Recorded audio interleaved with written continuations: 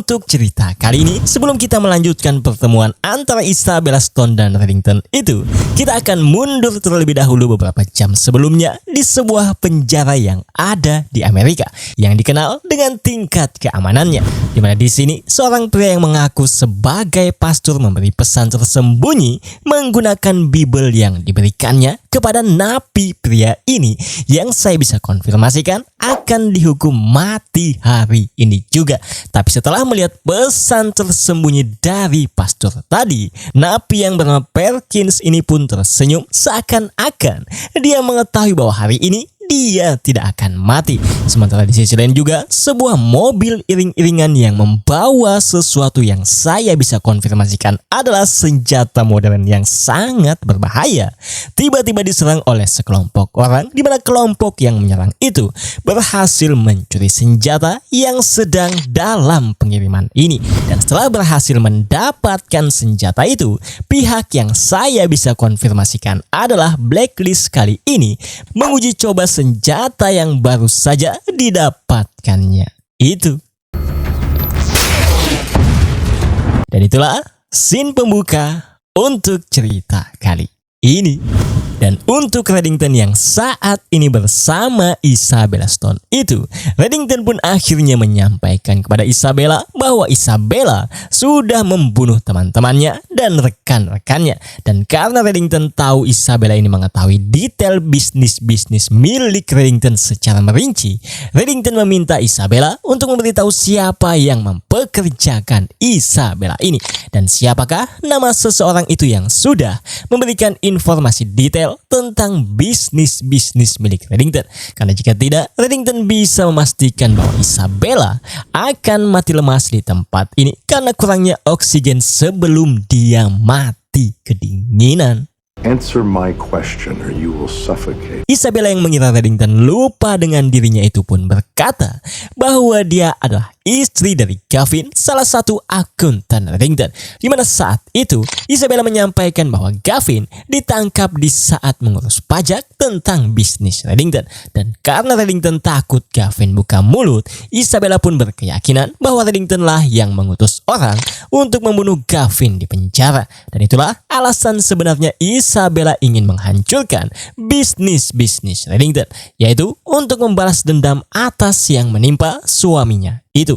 Namun Reddington yang mendengar semua itu pun tak melakukan pembelaan apapun, tapi dia menekan Isabella untuk memberitahu nama orang yang sudah mempekerjakan Isabella Stone ini. Know who hired you. Namun di sela-sela percakapan mereka itu pun, Reddington terpaksa menerima panggilan dari Cooper, yang dimana Cooper sangat kesal kepada Reddington dan meminta tahanannya Isabella untuk dikembalikan. Karena Cooper dapat peringatan dari kehakiman bahwa kesatuannya akan dibubarkan jika Reddington tak mengembalikan tahanannya itu.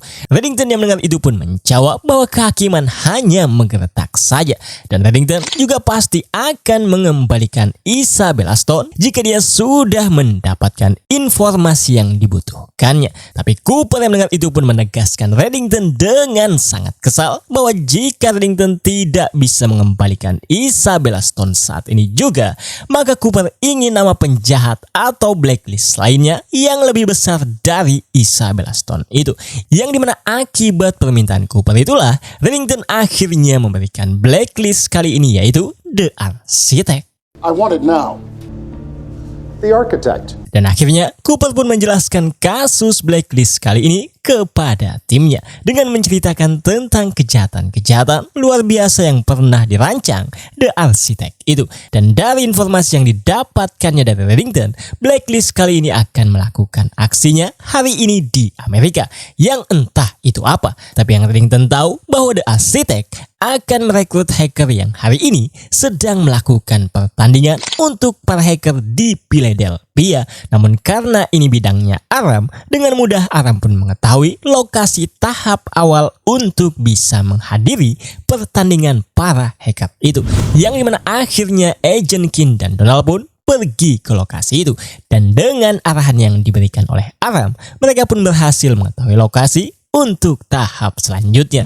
Namun di dalam perjalanannya menuju tahap kedua itu, Agent Kim mendapatkan telepon dari suaminya yang dimana Tom mengatakan bahwa dia sudah mencari informasi tentang Richard Game, orang yang sudah mengaku membunuh Tom 30 tahun yang lalu. Tapi setelah Tom selidiki, ternyata Richard Game itu sudah lama meninggal dunia. Tapi ibunya saat ini masih hidup. Dan Tom berencana akan mendatangi ibu dari Richard Game itu dengan harapan mendapat informasi yang Tom butuhkan saat ini. Namun apakah Tom akan menemukan jawaban yang dicarinya itu? Dan untuk mengetahuinya, kita tunggu saja di scene yang mengungkapkannya.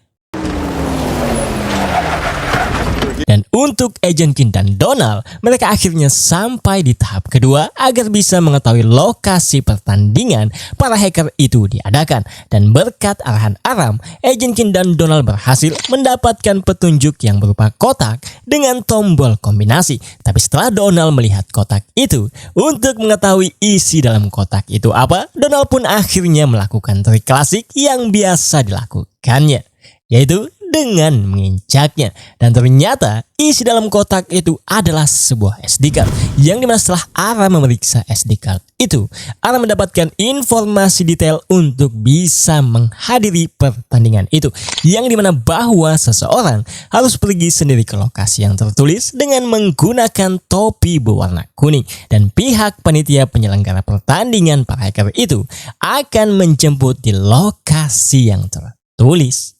I can't, not after last time. You were amazing last time. Dan di sini Agent Kim dan kawan-kawan sepakat bahwa agent yang dikirim untuk menghadiri pertandingan itu agar bisa menemukan blacklist kali ini adalah Aram, karena memang Aram lah yang sangat cocok untuk tugas yang memang hanya dipahaminya itu.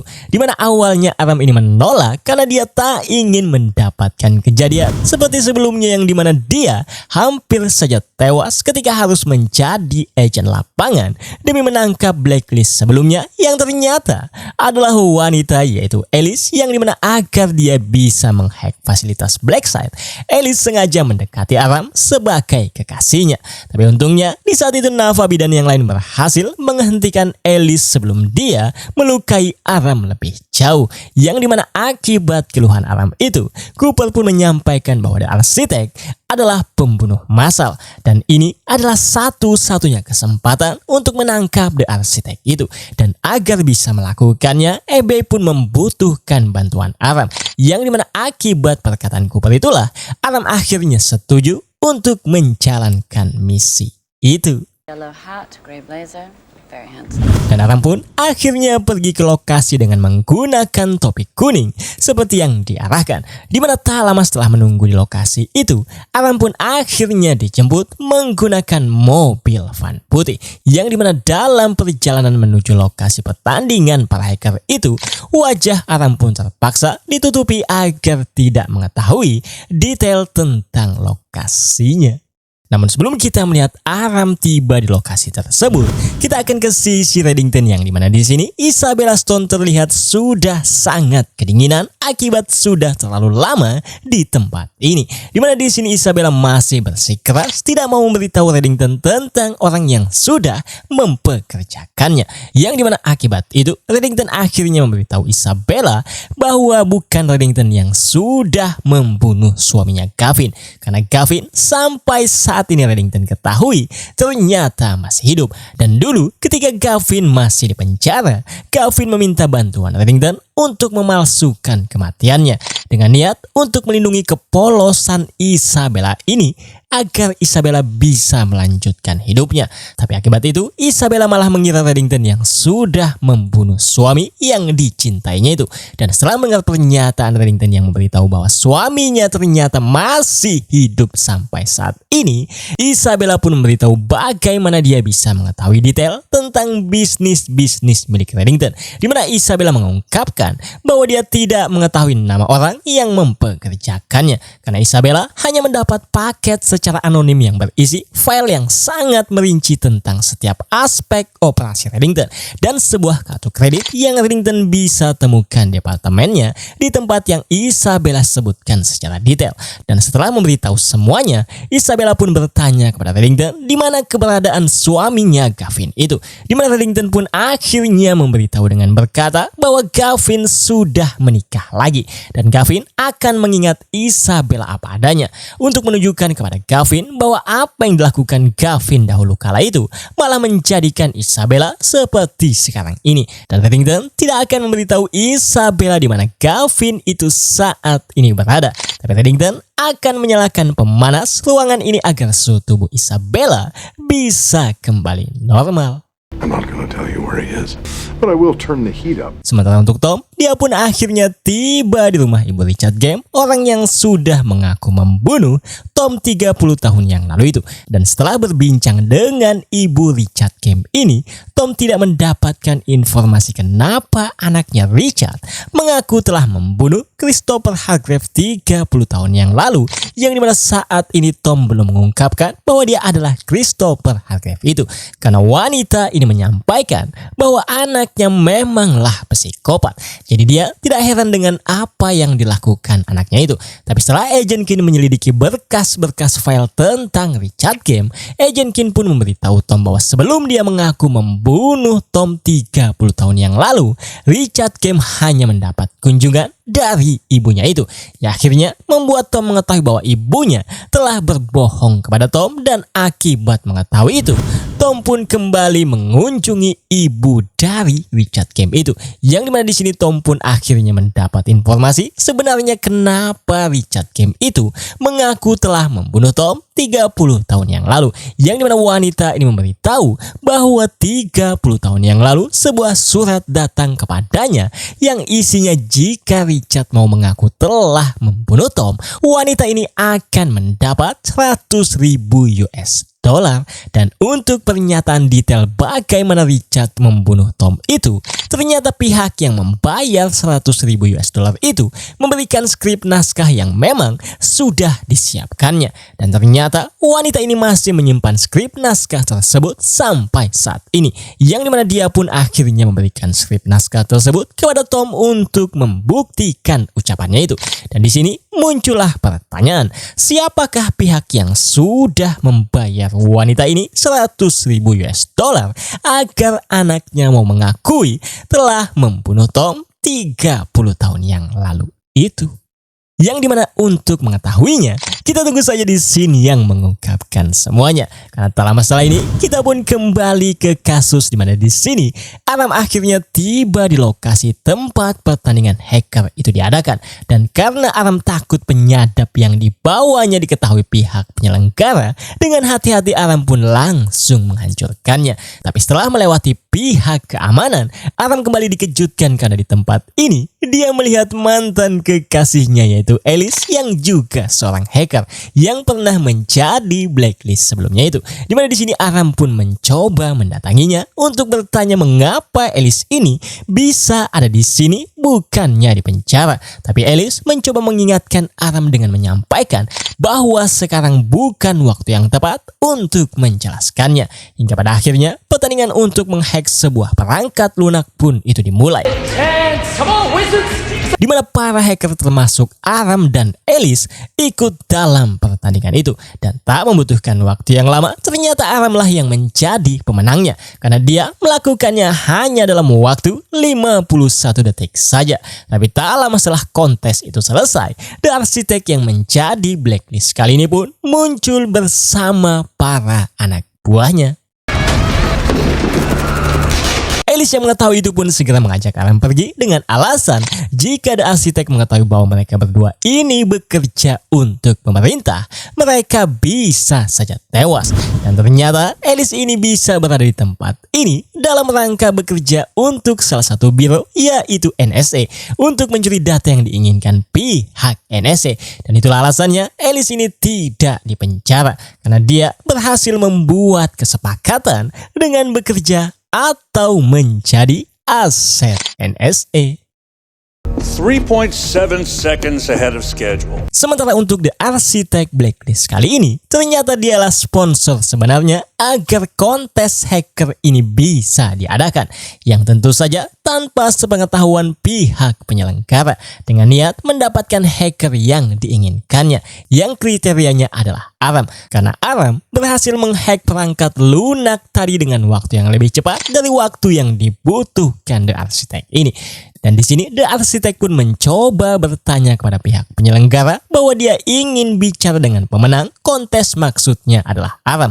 Tapi karena pria ini tidak tahu di mana Aram itu sekarang, dia pun harus mengalami nasib seperti yang kalian lihat ini. Dan setelah membunuhnya, The Architect pun memerintahkan anak buahnya untuk mencari Aram yang masih ada di dalam gedung ini. Dan selagi anak buahnya itu mencari Aram, The Architect ternyata memerintahkan paksa para hacker yang masih ada di sini untuk menghack sebuah jaringan listrik yang ternyata adalah untuk memberi pesan kepada Perkis, napi yang sebentar lagi akan dihukum mati ini. Dan setelah melihat pemadaman singkat tersebut, napi ini pun paham bahwa The Architect yang disewanya untuk membebaskannya dari kematian hari ini sedang melakukan rencananya untuk membebaskannya. Is any of it real? It wasn't personal. What we did at night with the lights off. Tapi sebelum kita mengetahui apa yang terjadi selanjutnya di tempat ini, kita akan ke sisi Agent Kin dan kawan-kawan yang ada di Black Set terlebih dahulu, dimana di sini mereka kehilangan sinyal dari Aram, tapi mendapatkan wilayah lokasi di mana kira-kira Aram itu berada, yang akhirnya membuat Cooper memerintahkan Donald dan Navabi untuk pergi ke daerah situ membawa pasukan sambil menunggu sinyal dari Aram yang bisa memberikan lokasi detailnya. Bersama dengan itu terlihat Reddington dan Dembe baru saja tiba di Black Set, yang dimana di sini sesuai janjinya Reddington meminta Cooper mengirimkan pasukan untuk menjemput Isabella Stone karena dia sudah mendapatkan informasi yang dibutuhkannya. Dan selain itu Reddington datang ke sini karena ingin meminta bantuan Aram untuk melacak pembayaran agar bisa mengetahui nama yang sudah mempekerjakan Isabella Stone itu. Tapi Agent Kin yang mendengar itu menyampaikan bahwa Aram sedang turun ke lapangan, dan jika Reddington mengetahui lokasi kontes hacker itu diadakan, maka Cooper akan senang mendengarnya. Namun Reddington yang mendengar itu menjawab bahwa dia sudah mengatakan kepada Cooper ketika Cooper menggertaknya untuk memberikan blacklist lainnya. Reddington berkata bahwa dia sedang sibuk dan tidak dalam posisi untuk membantu, jadi dia tidak akan membantu apapun. Dan menurut Reddington, keputusan Cooper mengirim Aram ke lapangan untuk bisa menangkap The Architect adalah tindakan yang ceroboh. Terlebih ketidakhadiran Aram saat ini memperumit masalah Reddington lagi, karena saat ini yang dibutuhkannya adalah keahlian Aram itu. His absence complicates matters for me. Dan untuk Aram itu sendiri yang saat ini masih bersama Alice, mereka pun mencoba untuk mendapatkan radio dari anak buah The Architect yang mencoba menangkapnya. Dan setelah berhasil mendapatkan radio yang diinginkannya untuk mengirim sinyal, Alice pun mengingatkannya untuk keluar dari tempat ini bersama-sama. Tapi ternyata Aram menolak karena dia ingin timnya mengetahui lokasi ini untuk menangkap The Architect itu. Hingga akhirnya mereka pun berpisah untuk mengambil jalannya masing-masing. Aram pun akhirnya pergi ke atap dan berhasil mengirimkan sinyal kepada Agent Kin. Tapi bersamaan dengan itu, ternyata anak buah The Architect juga berhasil menangkap Aram, yang dimana Aram akhirnya dibawa untuk menemui The Architect. Dimana di sini Aram yang ternyata melihat kacamata milik Alice yang berisi dongle buatan Alice itu, yang digunakan Alice ketika menghack fasilitas Black Set untuk mengirim data ke timnya yang entah bagaimana bisa berada di samping mayat penyelenggara kontes hacker ini. Aram pun dengan hati-hati mengambil kacamata itu dan menyembunyikannya. Dan di sini The Architect pun menerangkan bahwa dia membutuhkan kemampuan Aram untuk melakukan sesuatu. Tapi Aram menolak karena dia lebih memilih untuk mati. Hingga pada akhirnya inilah yang terjadi.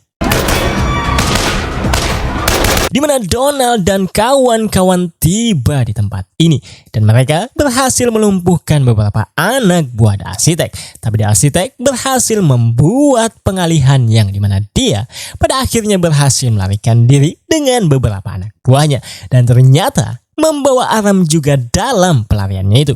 Dan di sini Navabi yang melihat Alice ada di sini sempat ingin mengacungkan senjata kepadanya karena kita tahu Alice pernah menjadi blacklist sebelumnya dan sepengetahuannya Alice ada di penjara karena Navabi sendirilah yang sudah menangkapnya. Tapi setelah Alice menjelaskan bahwa dia adalah aset NSA dan Donald juga mendapatkan konfirmasi dari Cooper bahwa Alice sekarang memang benar telah menjadi aset NSA, Navabi dan Donald pun akhirnya mau mendengarkan informasi yang diberikan oleh Alice ini. Dimana akibat informasi yang diberikan Alice ini kepada Donald dan Navabi, FBI akhirnya mengetahui rencana The Architect itu yang ingin membebaskan Perkin napi yang dihukum mati hari ini karena telah banyak membunuh polisi. Dan itulah alasan The Architect menculik Aram, karena rencana The Architect membutuhkan keahlian Aram. Tapi sebelum kita melihat apa yang terjadi selanjutnya dengan Aram yang bersama The Architect itu, kita akan ke sisi Reddington terlebih dahulu. Dimana karena Reddington tak bisa bertemu dengan Aram karena Aram sedang turun ke lapangan, Reddington pun akhirnya meminta bantuan salah satu asetnya yaitu David Levine, yang Reddington ketahui bisa langsung memberitahu nama akun bank yang sudah mengirimkan uang kepada Isabella Stone itu. Dan kenapa Reddington sebetulnya lebih memilih meminta bantuan Aram daripada asetnya yang ini? Karena selain Glenn yang suka membuatnya kesal, David ini juga salah satu asetnya yang sangat susah untuk dimintai pertolongan.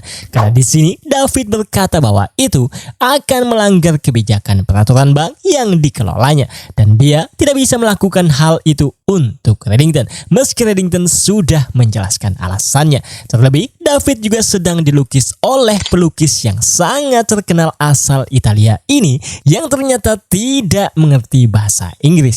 Dan di sini David menyampaikan bahwa lukisannya nanti akan dipajang di koleksi pelukis ini dan menjadi karya terakhirnya, yang dimana itu akan membuat David Levine ini sangat bangga karena wajahnya akan menjadi salah satu karya terakhir dari pelukis terkenal ini. Dan akibat mendengar itu, Reddington pun akhirnya pergi tanpa mendapatkan apa yang diinginkannya itu. Tapi saat pelukis itu selesai melukis David dan memasuki mobilnya, Reddington dan Dembe pun akhirnya langsung masuk ke mobilnya itu juga. Yang dimana di sini karena hanya Dembe yang mengerti bahasa Italia, Dembe pun akhirnya menyampaikan kepada pelukis ini tentang apa yang diinginkan Reddington dari pelukis terkenal ini. Namun apakah yang diinginkan Reddington itu? Untuk saat ini kita belum bisa mengetahuinya karena kita akan kembali ke kasus tentang The Architect yang menjadi blacklist kali ini. Dimana di sini Aram akhirnya mengetahui bahwa Aram digunakan The Architect untuk membantu pelarian napi terpidana mati Perkins itu yang saat ini hendak dieksekusi. Dan ternyata senjata yang The Architect dapatkan di scene awal tadi digunakannya untuk melakukan ini. Yang dimana akibat tower yang hancur itu, kepala lapas penjara akhirnya setuju untuk mengikuti arahan The Architect untuk membebaskan napi terpidana mati itu. Tapi di lain sisi juga Donald dan Navabi sudah dalam perjalanan menuju penjara itu. Dan bahkan akibat Aram yang menggunakan dongle milik Alice ini, Cooper yang saat ini bersama Alice di Blackside memberitahu Donald dan Navabi lokasi detail Aram berkat Aram yang menggunakan dongle milik Alice itu. Sementara untuk Aram, dia pun akhirnya mengikuti perintah The Architect untuk membuka satu persatu pintu penjara dalam usaha pelarian napi Perkins itu. Hingga pada akhirnya Perkins berhasil melarikan diri dari penjara dengan menggunakan mobil van yang sudah disiapkan oleh The Architect. Tapi tak lama setelah napi itu pergi, pergi, Donald dan Navabi akhirnya tiba di lokasi Aram ini, yang dimana mereka berhasil melumpuhkan semua anak buah The Architect yang ada di sini. Tapi The Architect ternyata lagi-lagi berhasil menaiki mobilnya untuk melarikan diri dari Donald dan Navabi itu. Namun Aram yang mengetahui itu jika The Architect berhasil lolos maka akan banyak lagi korban ke depannya, akhirnya menggunakan senjata canggih itu dan kemudian inilah yang terjadi. Di mana Aram berhasil meledakkan mobil yang digunakan oleh The Architect itu, yang tentu saja Blacklist kali ini pun ternyata harus tewas di tangan Aram ini. Dan itulah akhir kasus tentang Blacklist kali ini. Sementara untuk Reddington, David yang baru saja tiba di rumahnya dibuat terkejut karena melihat pelukis terkenal itu masih ada di rumahnya yang ternyata sedang melukis Reddington. Dimana di sini Reddington pun akhirnya menjelaskan kepada David bahwa sebetulnya dia ingin menggunakan pelukis ini untuk mengancam David agar mau memberitahu nama akun bank yang ingin memulai perang dengannya itu. Tapi setelah Reddington menceritakan siapa dirinya kepada pelukis ini, pelukis terkenal ini malah mengagumi sosok Reddington yang diakuinya adalah seorang penjahat legend. Dan pelukis ini pun sangat senang jika karya terakhirnya adalah potret dari Reddington itu, yang tentu saja itu akan menggeser potret David Levine ini yang dilukis tadi untuk menjadi karya terakhir pelukis terkenal ini. Dan Reddington sebetulnya cukup senang dengan pelukis tua itu, tapi Reddington akan tetap membunuhnya ketika dia sudah selesai melukis Reddington, kecuali David mau membantunya mencari tahu nama akun bank yang sudah membayar Isabella Stone itu. Yang dimana awalnya David ini tetap menolak dengan alasan bahwa bisnisnya berdasarkan pada privasi yang mutlak. Tapi akibat Reddington yang mengancam bahwa dia akan membunuh pelukis itu sekarang juga, David pun akhirnya bersedia membantu Reddington untuk mencari tahu nama akun bank yang sudah membayar Isabella Stone itu. Okay. Just stop. Sementara untuk Aram yang sudah ada di Black Site, Navabi pun memberitahu Aram bahwa Perkins, napi yang melarikan diri itu telah berhasil ditangkap lagi oleh pihak kepolisian. Tapi Aram terlihat masih sedih karena dia baru saja membunuh orang lagi hari ini. Yang dimana Navabi pun akhirnya menyampaikan bahwa Aram sudah melakukan hal yang benar. Dan berkat Alice itu yang terlihat baru saja ingin pergi dari Black Site, Donald dan Navabi bisa datang tepat waktu untuk menyelamatkan Aram akibat informasi yang diberikan oleh Alice itu. Yang dimana akibat perkataan itu, Aram pun akhirnya menyampaikan rasa terima kasihnya kepada Alice ini. Dan Alice juga meminta maaf kepada Aram atas kejadian di episode yang lalu itu, dimana Alice saat itu hanya melakukan pekerjaannya dan dia tidak ada perasaan pribadi. Yang dimana saat itu ternyata Aram ini benar-benar memiliki rasa kepada Alice ini. Dan itulah akhir hubungan antara mereka berdua ini, dimana mereka akhirnya ikhlas untuk saling memaafkan satu sama lain. Dan untuk Agent Kini yang baru saja tiba di rumahnya, Tom pun akhirnya memberitahu tentang hasil penyelidikan tentang masa lalunya itu, dimana ibu Richard Game ternyata diperintah seseorang yang tak tahu siapa dengan imbalan $100,000 agar Richard mau mengakui pembunuhan Tom yang padahal tidak pernah terjadi. Dimana Agent Kini yang mendengar itu pun menyarankan bahwa satu-satunya cara agar Tom mengetahui masa lalunya adalah dengan memberitahu ibu kandungnya, yaitu Susan Hargrave, yang dimana itu sebetulnya tidak dianjurkan oleh Reddington. Namun apakah Tom tetap akan mengikuti anjuran Reddington itu untuk tidak mengungkapkan jati dirinya kepada ibu kandungnya? Dimana untuk keputusan apa yang akan diambil Tom, kita belum bisa mengetahuinya di video kali ini. Karena tak lama setelah ini, David yang sudah mengetahui nama pemilik rekening yang melakukan pembayaran kepada Isabella Stone akhirnya menghubungi Reddington, di mana di sini David mengira bahwa Reddington sedang menguji dirinya sebagai aset yang bisa dipercaya atau tidak, karena nama yang ditemukannya mengirim pembayaran kepada Isabella Stone itu. Who is it? It's you, Raymond. Ternyata adalah Reddington sendiri, karena uang yang dikirimkan kepada Isabella Stone itu berasal dari salah satu rekening milik Reddington, yang dimana itu membuat Reddington sangat terkejut karena dia merasa tidak pernah memerintahkan anak buahnya untuk mengirimkan uang kepada Isabella Stone itu. Namun apakah yang akan terjadi selanjutnya? Untuk saat ini kita belum bisa mengetahuinya, karena ini adalah scene penutup untuk cerita kali ini.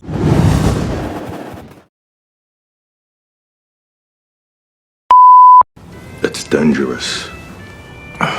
Cerita dimulai di mana sambil menuangkan minuman untuk Reddington, Dembe bertanya kepada Reddington dengan berkata, apakah Reddington yakin tentang mengumpulkan mereka semua bersama-sama di satu lokasi.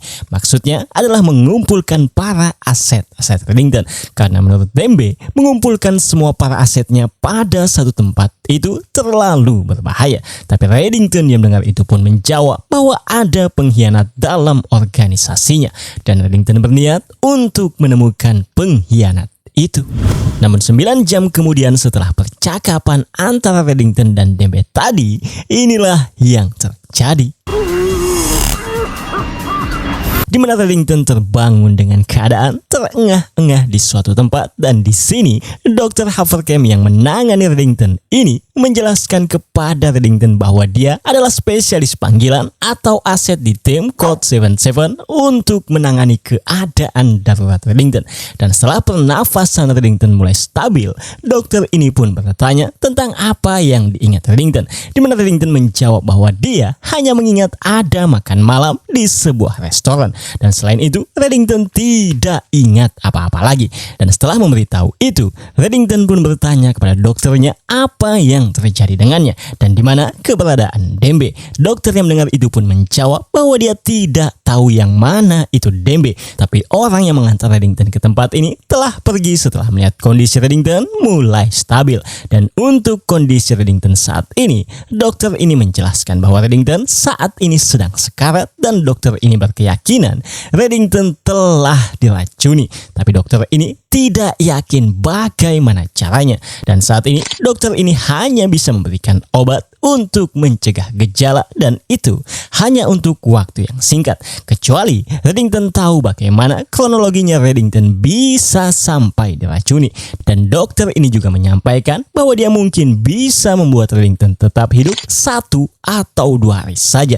Reddington yang mendengar itu pun memilih untuk pergi dan menelpon Agent Kin dengan berkata bahwa Reddington meminta Agent Kin untuk mengumpulkan timnya, karena Reddington membutuhkan bantuan untuk memecahkan tentang kasus pembunuhan. Dan itulah scene pembuka untuk cerita kali ini, di mana kali ini Reddington akan mencari orang yang sudah berani meracuninya itu. Namun siapakah itu? Kita tunggu saja di scene yang mengungkapkannya. I need your help.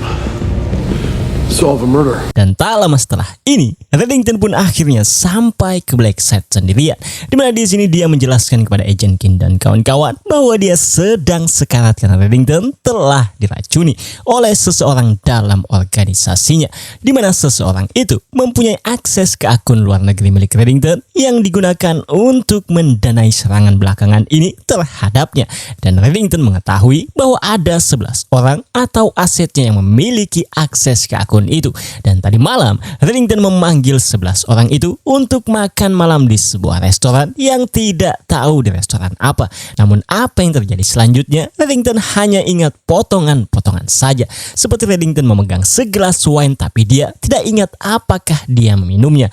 Dan untuk Dembe, saat ini Reddington tidak mengetahui kemana Dembe, tapi Reddington berasumsi Dembe sedang mencari orang yang menginginkan kematian Reddington. Dan untuk itu Reddington membutuhkan bantuan Agent Kin dan kawan-kawan untuk menemukan Blacklist kali ini, yaitu The Apotheker, seorang ahli farmakotoksikologi. Karena Reddington berkeyakinan bahwa Blacklist The Apotheker itu yang sudah membuat racun yang diminum Reddington. Dan Reddington sangat yakin The Apotheker bisa membuat penawar dari racun yang dibuatnya itu untuk menyelamatkan mencarikannya. Dan untuk menemukan The Apotheker, Reddington memberi petunjuk untuk mendatangi Ilario Panetti, seorang sindikat kriminal yang saat ini sedang menghadapi kasus melawan pemerintah. Dan pemerintah memiliki saksi penting untuk melawan Panetti itu.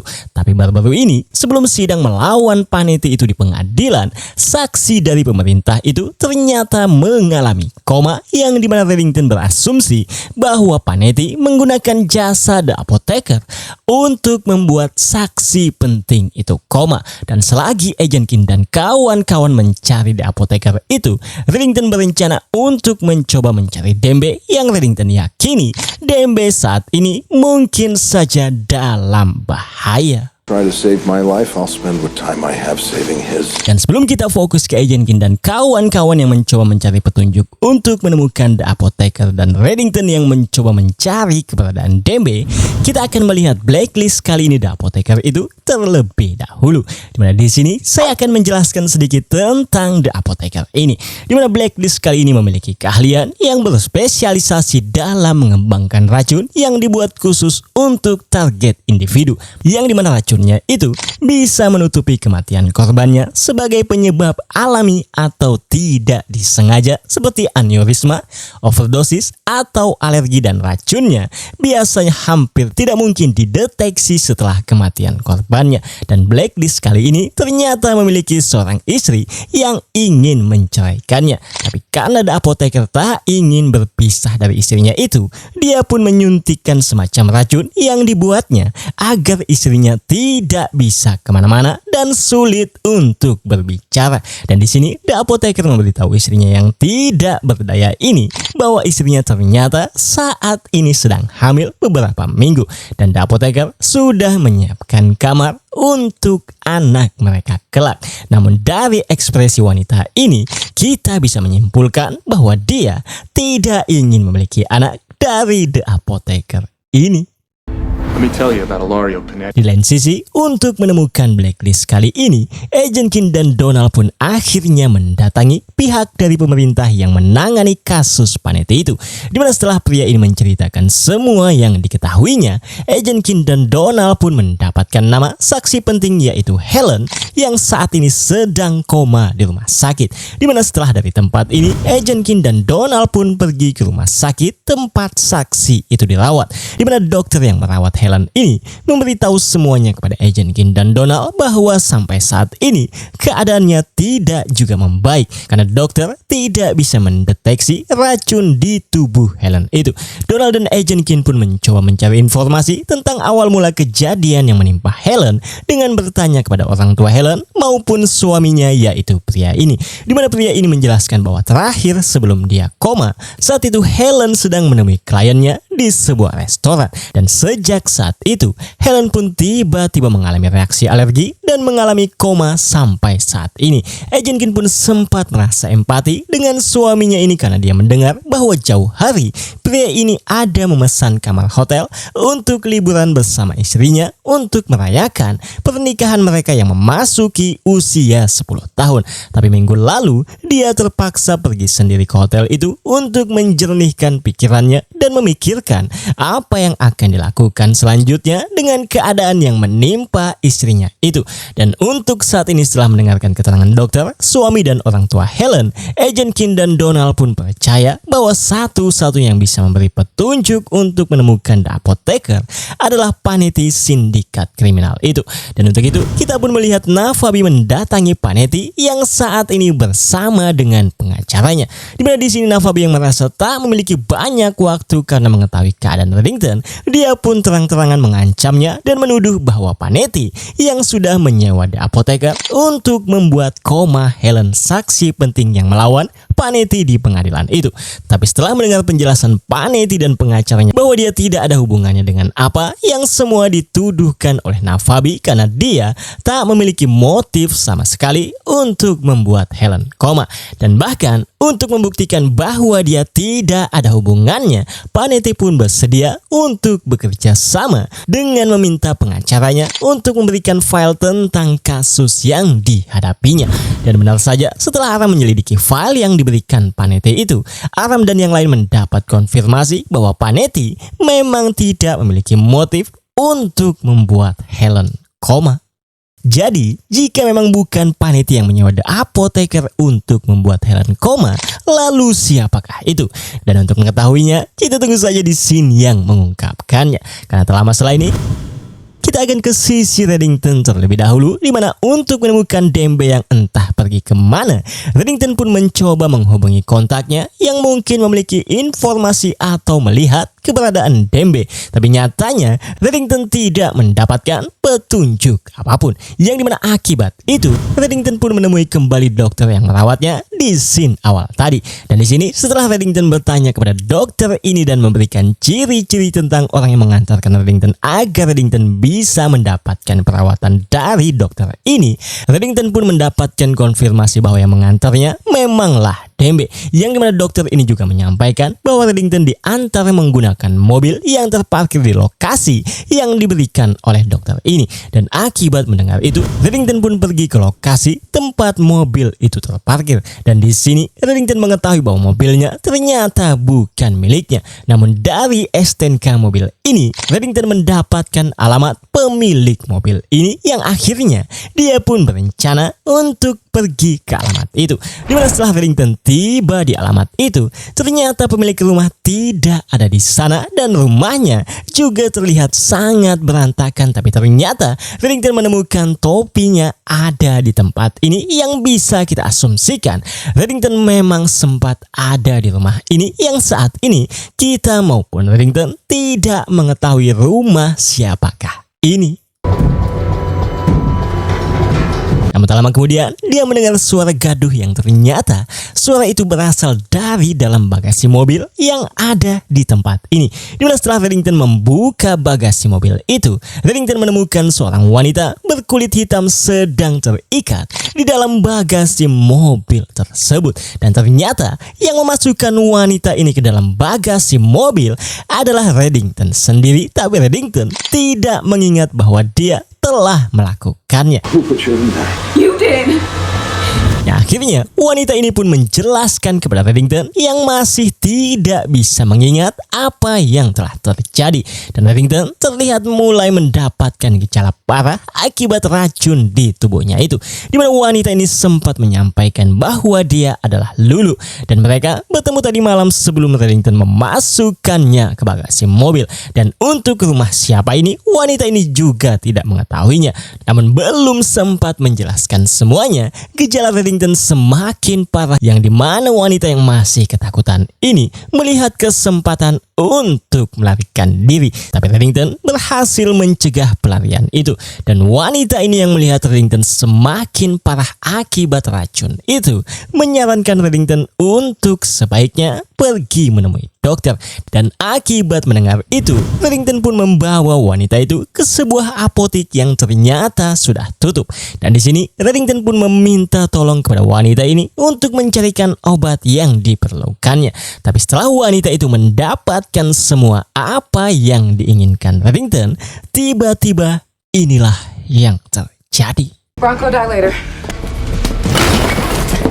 Di mana Reddington yang sudah tak kuasa lagi menahan gejala racun di tubuhnya itu seketika terjatuh, dan kita tidak mengetahui apa yang terjadi selanjutnya dengan Reddington itu. Karena telah masalah ini, keesokan harinya kita pun akhirnya kembali melihat Agent King dan kawan-kawan yang saat ini masih berusaha untuk menemukan The Apotheker. Blacklist kali ini yang Reddington yakini bisa memberikan penawar untuk racun yang menyerang tubuh Reddington itu. Dan di sini mereka akhirnya mengetahui bahwa Panetti memang tidak ada hubungannya dengan komanya Helen itu. Karena setelah menyelidiki perkataan suami Helen yang berkata bahwa dia minggu lalu ada pergi sendiri ke sebuah hotel untuk menenangkan pikirannya, mereka akhirnya mengetahui bahwa ternyata suami Helen itu berbohong. Karena dari rekaman CCTV yang ditemukan Agent King, suami Helen itu tidak datang sendiri, melainkan dengan sebuah wanita lain yang saat ini Agent King dan kawan-kawan spekulasikan adalah selingkuhan dari suami Helen tersebut, yang dimana itu membuat kecurigaan bahwa suaminya lah yang membuat Helen itu dalam keadaan koma. Namun untuk motifnya, untuk saat ini mereka belum bisa mengetahuinya. Tapi setelah Agent Kim dan Donald mengunjungi orang tua Helen ini dan melihatkan foto ini, Agent Kim dan Donald pun akhirnya mengetahui motif kenapa suami Helen itu ingin membuat istrinya koma, di mana alasannya adalah ayah Helen itu memiliki perusahaan miliaran dolar dan Helen menikah dengan suaminya itu dengan perjanjian pranikah, yang dimana jika suami Helen itu bisa menjadi suami yang baik dalam 10 tahun pernikahan, maka suaminya akan mendapatkan hadiah uang senilai 15 juta dolar. Tapi mendekati ulang tahun ke-10 pernikahan mereka, Helen mengetahui bahwa suaminya itu telah berselingkuh dengan wanita lain, yang dimana saat itu Helen mencoba meminta perceraian. Tapi suaminya yang tahu bahwa jika dia bercerai sebelum 10 tahun, dia tidak mendapatkan uang 15 juta dolar itu. Dan untuk alasan itulah suami Helen menyewa jasa apoteker untuk membuat racun agar istrinya koma, dengan harapan bisa mempertahankan statusnya sebagai suami istri sampai genap usia 10 tahun pernikahan mereka yang akan terjadi dalam beberapa hari lagi. Ditambah setelah mereka mencoba menginterogasi wanita selingkuhan suami Helen ini, mereka pun mendapat konfirmasi bahwa memang benar suami Helen lah yang telah meracuni Helen, dan bahkan wanita ini memberitahu di mana suami Helen itu menyimpan racun yang pernah dilihatnya. Ya, akhirnya Agent Kim dan Donald pun menangkap suami Helen tersebut dengan racun yang ditemukan di tempat ini. Tapi di sini suami Helen tetap tidak mau mengakui bahwa dia yang sudah meracuni istrinya tersebut. Namun sebelum kita mengetahui lebih lanjut perkembangan Agent Kim dan kawan-kawan dalam menemukan apoteker itu, kita akan ke sisi Reddington yang ternyata saat ini sudah sadarkan diri dan berada di apartemen milik wanita ini. Namun kenapa wanita ini tidak pergi saja ketika Reddington tidak sadarkan diri, tapi malah membawanya ke apartemennya, dimana untuk alasan itu wanita ini menyampaikan bahwa setelah bersama dan mendengar perkataan-perkataan Reddington, dia menyadari Reddington bukanlah orang jahat yang perlu dia takuti. Dan akibat itulah wanita ini memutuskan untuk menolongnya. Dan setelah mendengar itu, Reddington pun akhirnya menyampaikan kepada wanita ini yang dianggapnya adalah orang baik ini bahwa Reddington sedang sekarat karena dia telah diracuni oleh orang terdekatnya, dan Reddington berencana menemukan orang yang sudah meracuninya itu. Dan untuk itu Reddington pun meminta diceritakan kenapa Reddington sampai memasukkan wanita ini ke bagasi mobil dan membawanya ke tempat tadi, di mana wanita ini menjawab bahwa saat itu wanita ini melihat Reddington dan rekannya, maksudnya Dembe, masuk ke apartemen yang dekat dengan apartemennya secara paksa. Dan saat itu wanita ini pun mendatangi Reddington, yang dimana dia berkata kepada Reddington saat itu bahwa dia sudah menghubungi polisi dan akan segera tiba. Dan akibat mendengar itulah Reddington memasukkannya ke bagasi mobil dan ikut dengan Reddington dan juga Dembe. Dan ketika Reddington belum sadarkan diri tadi, dia pun kembali mendatangi apartemen yang dibobol Reddington dan Dembe itu. Dan wanita ini menemukan bahwa apartemennya adalah milik seseorang yang ternyata adalah Marvin Gerard, yang kita semua ketahui bahwa itu adalah aset atau pengacara Reddington. Dan setelah mendengar itu, Reddington pun pergi ke apartemen milik Marvin Gerard itu, yang tentu saja Marvin tidak ada di sini. Namun di sini Reddington akhirnya mengetahui nama restoran tempat dia mengumpulkan para asetnya itu setelah mendengar pesan suara yang ditinggalkan Reddington sendiri untuk Marvin Gerard yang menunggu kehadiran Marvin di restoran yang bernama John's. Marvin, it's Raymond. We're all here at John's. Where are you? Wanita ini yang mengetahui lokasi restoran itu pun bersedia mengantarkan Reddington untuk pergi ke restoran itu. Tapi Reddington yang mendengar itu pun menyampaikan bahwa Reddington yang akan mengambil alih sekarang, karena Reddington tidak ingin membuat wanita ini terlibat lebih jauh lagi, yang dimana itu malah bisa mengancam keselamatan wanita ini. Namun sebelum kita melihat Reddington tiba di restoran itu, kita akan ke sisi Agent King dan kawan-kawan sebentar terlebih dahulu, yang dimana mereka pada akhirnya berhasil menemukan kediaman The Apotheker Blacklist kali ini berkat keahlian Aram.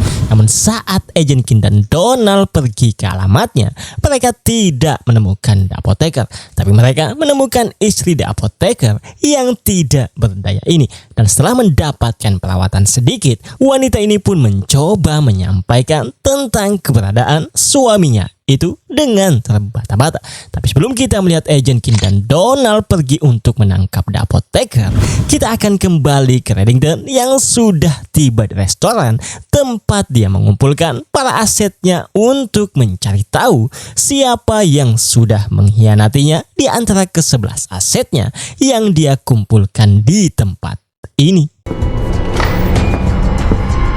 Dan setelah membuka pintu yang terlihat diganjal dari luar, Reddington cukup terkejut karena di balik pintu itu terdapat 10 asetnya yang ternyata Reddington sendirilah yang mengurungnya di tempat ini. Locked us in the kitchen without an explanation. Dan di sini saya tidak bisa menjelaskan siapa-siapa saja nama-nama asetnya ini, karena saya hanya mengetahui 2 nama, yaitu David, bengkel Reddington, dan Abe, pencuci uang Reddington yang sekarang menggantikan tugas Zack Small juga.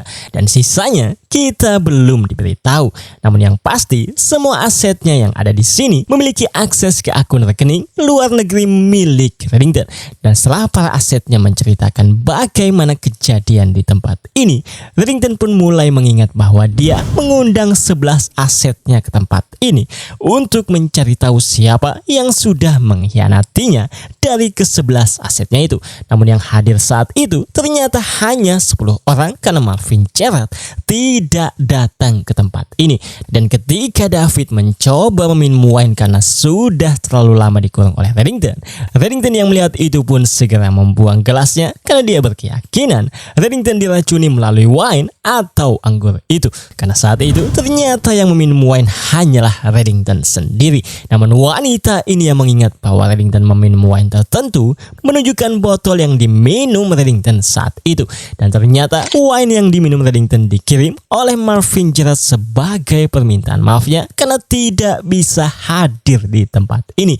Yang dimana Reddington dan yang lain pun akhirnya berspekulasi bahwa Marvin lah yang telah meracuni Reddington itu.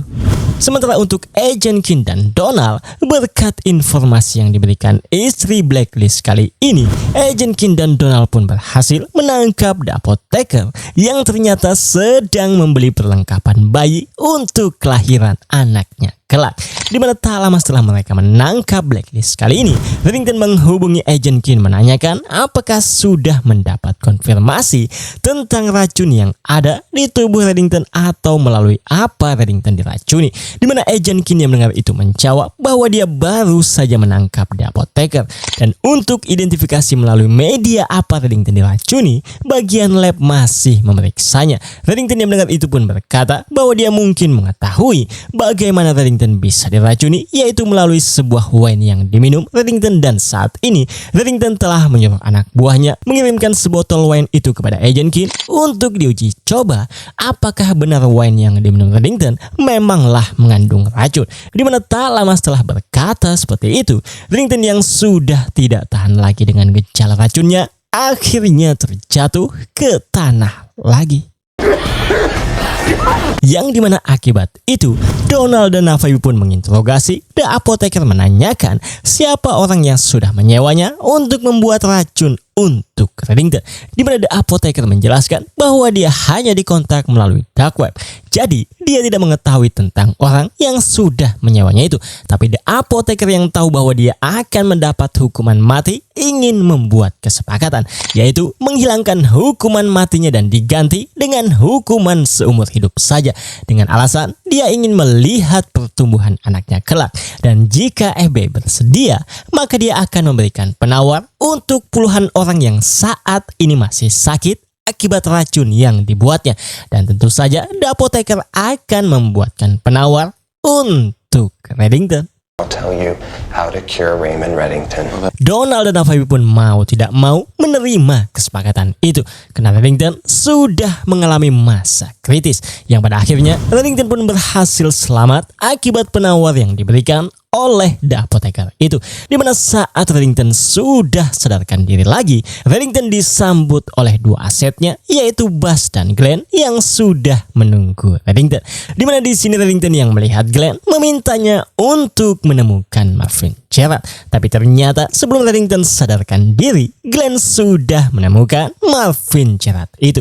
Mengetahui itu, Reddington pun meminta Buzz untuk membawa Marvin ke suatu tempat yang dimana pada akhirnya Reddington pun bertemu dengan Marvin Gerard yang Reddington sangat yakini bahwa Marvin lah yang telah meracuninya, dimana di sini Marvin sempat menyangkal dengan semua alibinya, tapi Reddington tidak bisa percaya lagi dengan perkataan Marvin ini karena petunjuk menguatkan bahwa Marvin lah yang telah meracuninya, dimana hingga akhirnya ketika Reddington sudah siap untuk membunuh Marvin yang tetap ngotot bahwa bukan dia yang meracuni Reddington mendapatkan telepon dari Agent King yang memberitahu bahwa wine yang dikirimkan oleh Reddington tidak mengandung racun sama sekali, dan bagian lab juga akhirnya menemukan bahwa racun yang masuk ke tubuh Reddington melalui minuman yang lebih keras dari wine itu, yang dimana setelah Reddington mengingat-ingat lagi,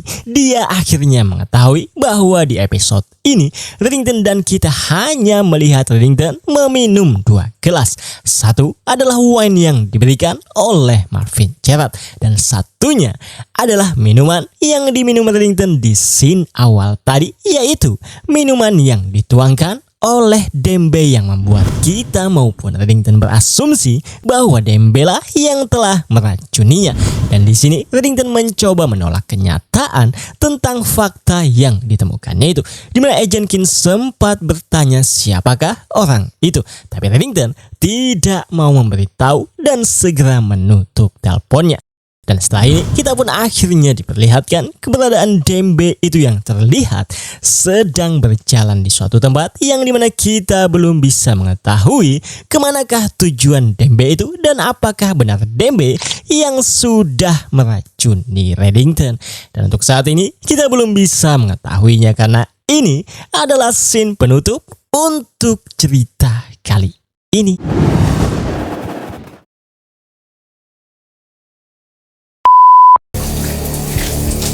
Cerita dimulai di mana kita melihat Aram sedang mandi di kamar mandi yang ada di apartemennya.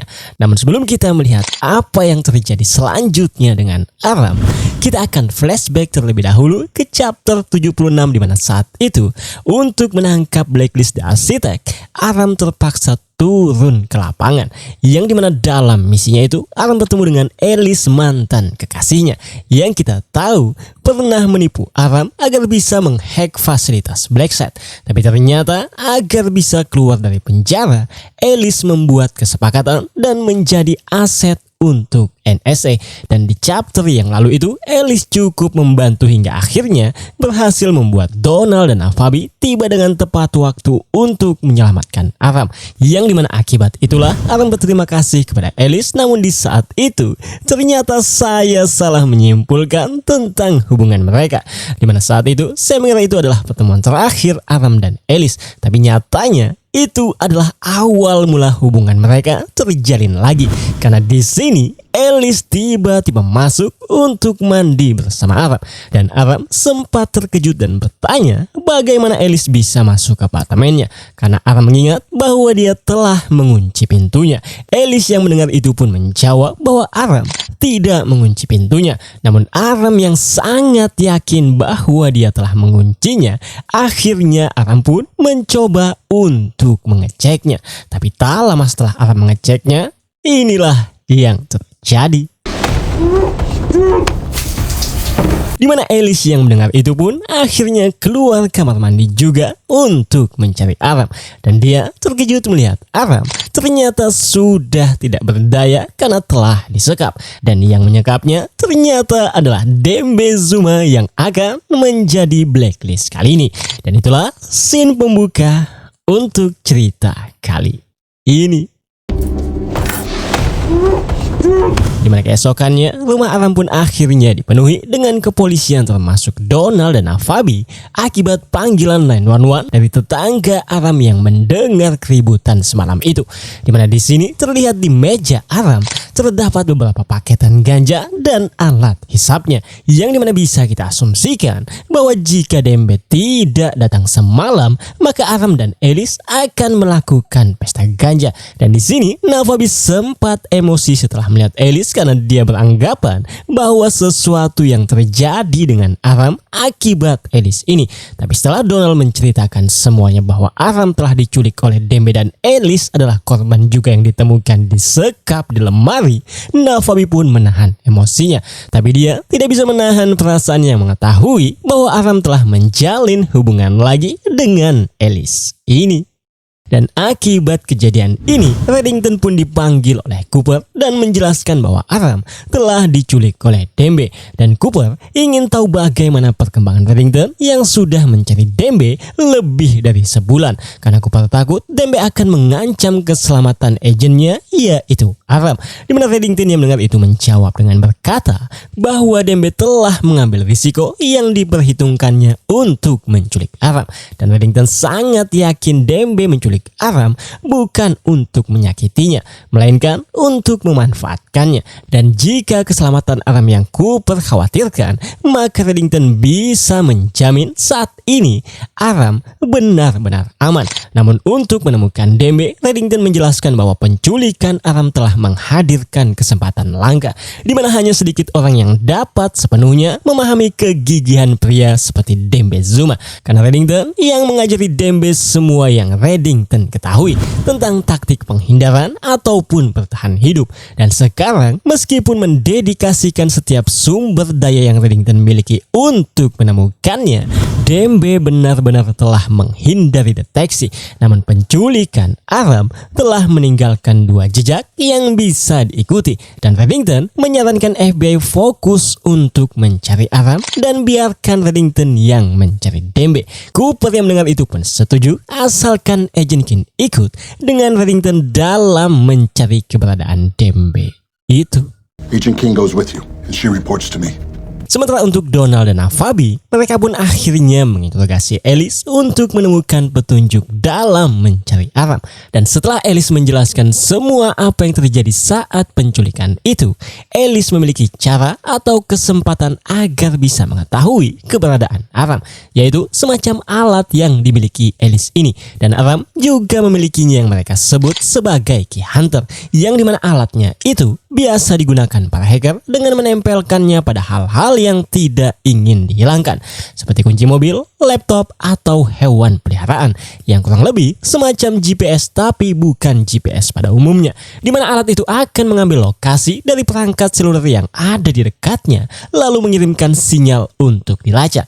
Tapi itu semua bisa terjadi jika Alice mengaktifkan Key Hunter milik Aram itu, yang dimana untuk itu Alice harus menghack sandi perangkat komputer milik Aram yang ada di fasilitas Blacksite ini agar bisa mengaktifkan Key Hunter milik Aram itu, di mana saran itu sempat ditentang oleh Cooper dan juga Donald karena Cooper tak ingin Alice mendapatkan akses lagi dalam menghack fasilitas Blacksite yang pernah dilakukannya itu. Tapi setelah Nafabi menyampaikan bahwa itu adalah satu-satunya cara untuk menemukan Aram, Cooper pun mengizinkannya, tapi dengan syarat Nafabi harus selalu mengawasi Alice itu, yang dimana atas izin Cooper tak membutuhkan waktu yang lama, Alice pun berhasil membuka komputer milik Aram dan mengaktifkan program Key Hunter milik Aram itu. Dan saat ini mereka hanya perlu menunggu Aram berada dekat dengan orang yang memiliki sinyal perangkat seluler ataupun tablet yang masih hidup. Dan Nafabi yang mendengar itu pun bertanya apa yang bisa mereka lakukan sambil menunggu itu terjadi, di mana Alice menjawab bahwa mereka bisa menjadi dewasa dan berbicara tentang fakta bahwa mereka berdua menyukai pria yang sama, yaitu Aram. Talk about the fact that we're both into the same guy. Yang dimana sebetulnya itu adalah fakta yang memang benar adanya, tapi Nafabi tidak pernah mengungkapkan perasaannya itu secara langsung kepada Aram. Namun bagaimanakah pembahasan tentang percintaan segitiga mereka itu? Dimana untuk mengetahuinya, kita tunggu saja di scene yang mengungkapkannya. Karena tak lama setelah ini, kita akan ke sisi Reddington dan Agent Kin yang saat ini berencana melakukan pencarian untuk bisa menemukan Dembe. Dan di sini, Reddington pun menjelaskan kepada Agent Kin bahwa dalam rencananya menemukan Dembe, Reddington berniat mencari keberadaan anak dan cucu Dembe. Dimana saat dulu kala yang saya lupa tepatnya di chapter berapa, saat itu Matthias Solomon menculik putri dan cucu Dembe untuk mengancam Dembe agar memberitahu lokasi Reddington. Dan ketika semuanya berakhir dan putri maupun cucu Dembe berhasil diselamatkan, Reddington menyarankan Dembe untuk menyembunyikan putri dan cucunya itu dengan menyewa jasa perusahaan yang biasa membantu dalam membuat seseorang hilang. Dan Reddington meminta Dembe untuk menyewa vendor yang Reddington tidak ketahui dengan alasan agar Reddington tidak mengetahui di mana putri dan cucu Dembe itu disembunyikan, yang semata-mata untuk menjaga keamanan putri dan cucu Dembe itu. Dan kali ini Reddington pun berniat menemukan vendor yang telah disewa oleh Dembe agar bisa mendapat informasi tentang keberadaan cucu dan putri Dembe itu. Dengan harapan dari putri Dembe itu, Reddington bisa mengetahui cara untuk menghubungi atau mengetahui lokasi Dembe. Namun saat tiba di lokasi tempat tinggal seseorang yang bernama Richard Figman yang Reddington yakini menyewa vendor yang sama seperti Dembe, Reddington tidak menemukan Richard Figman. Tapi di sini mereka malah melihat darah bercacaran yang membuat Reddington menyimpulkan bahwa ada seseorang yang mencoba untuk menghalangi Reddington dalam menemukan Dembe. Dimana setelah melihat CCTV yang mungkin bisa membantunya menemukan Richard Figman itu, Reddington pun langsung menghubungi aset yang ternyata adalah Glenn. Glenn, I need an appointment. Today. Tapi sebelum kita melihat Reddington bertemu dengan Glenn asetnya itu, kita akan ke sisi Richard Figman yang ternyata sekarang sudah menjadi mayat karena telah dibunuh oleh pria ini. Dan setelah pria ini memasukkan mayatnya ke liang lahat, dia pun menghubungi wanita yang telah memerintahkannya untuk membunuh Richard Figman itu. Dan wanita inilah yang saya bisa konfirmasikan bisa membantu Reddington mengetahui lokasi keberadaan putri dan cucu Dembe itu. Dan di sini setelah mendapat kabar bahwa pria yang diperintahkannya berhasil membunuh targetnya yang kita belum tahu apa alasannya. Namun di sini kita melihat wanita ini membasahi tubuhnya dengan sesuatu yang dimana akibat yang dilakukannya itu membuat lebah yang ada di sini seketika mengerumuni tubuhnya yang bisa saya asumsikan semacam terapi untuk menyembuhkan bekas luka bakar yang ada di tubuhnya itu.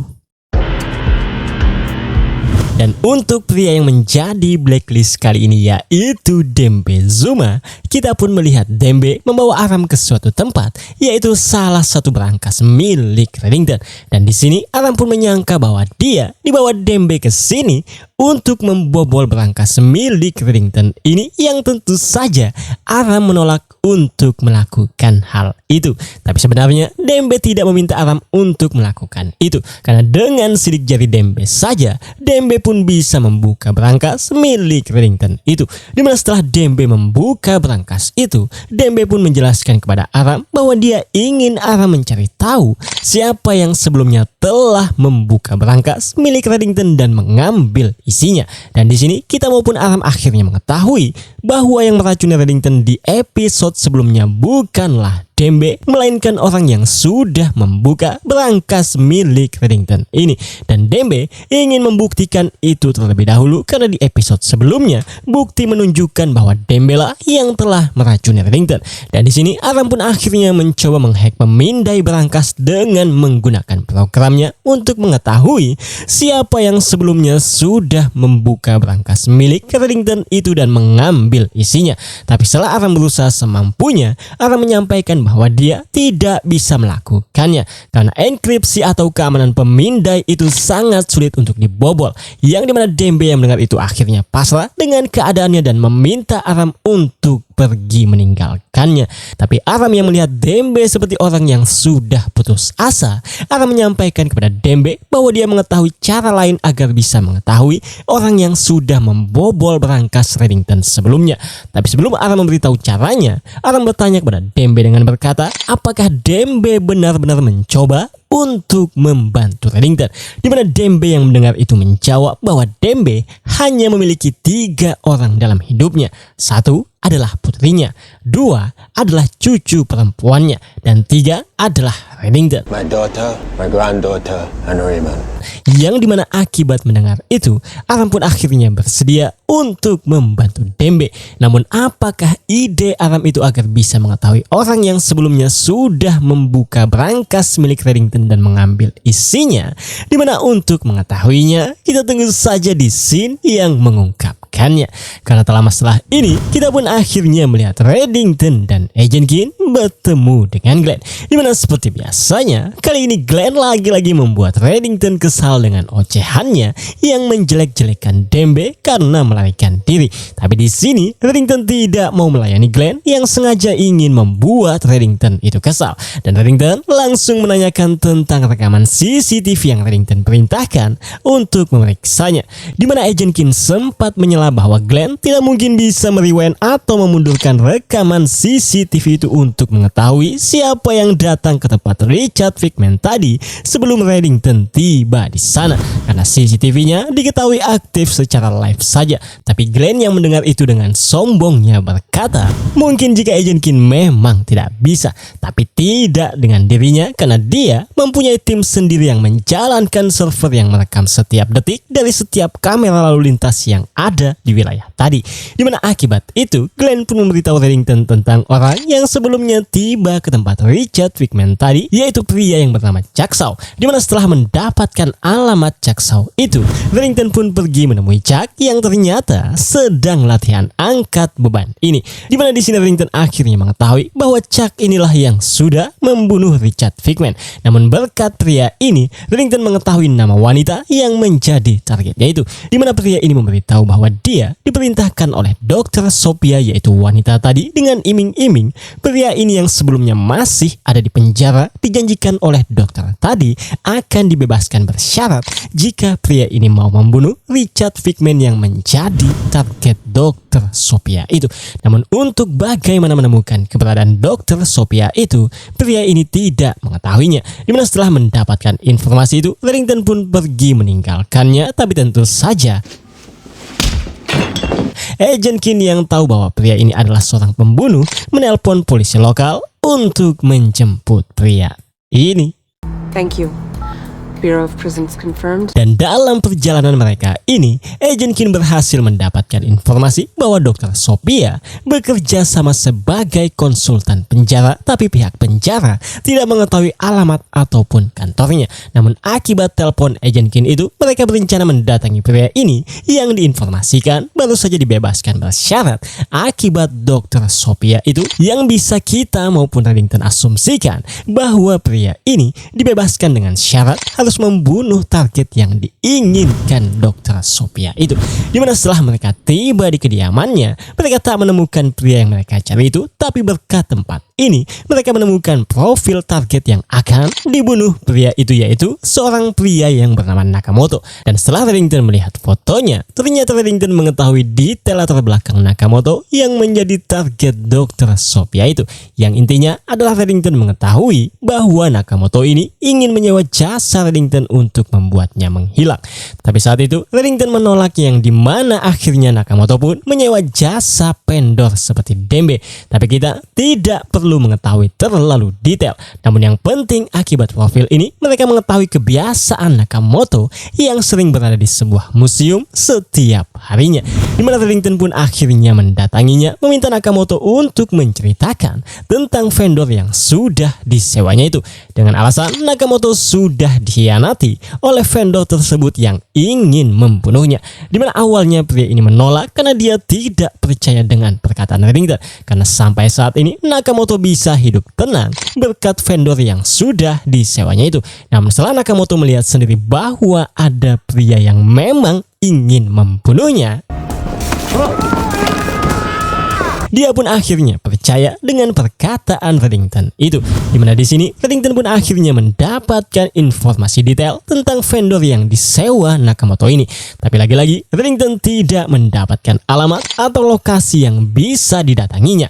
Yang pada akhirnya Reddington pun menghubungi asetnya lagi, yaitu Glenn, untuk mencari tahu lokasi atau alamat dari nama yang baru didapatkannya dari Nakamoto tadi. Namun di sini Reddington lagi-lagi dibuat kesal karena Glenn memberikan file dengan menjelaskan apa yang ditemukannya di dalam mobil yang dimana drivernya sedang ujian untuk mendapatkan surat izin mengemudi. Tapi berkat Glenn ini, Reddington dan Agent Kin pun mendapatkan lokasi wanita yang menjadi target mereka. Itu yang akhirnya mereka pun pergi ke alamatnya, di mana di sini Reddington cukup terpukau dengan apa yang sedang dilakukan wanita ini dengan lebah-lebahnya.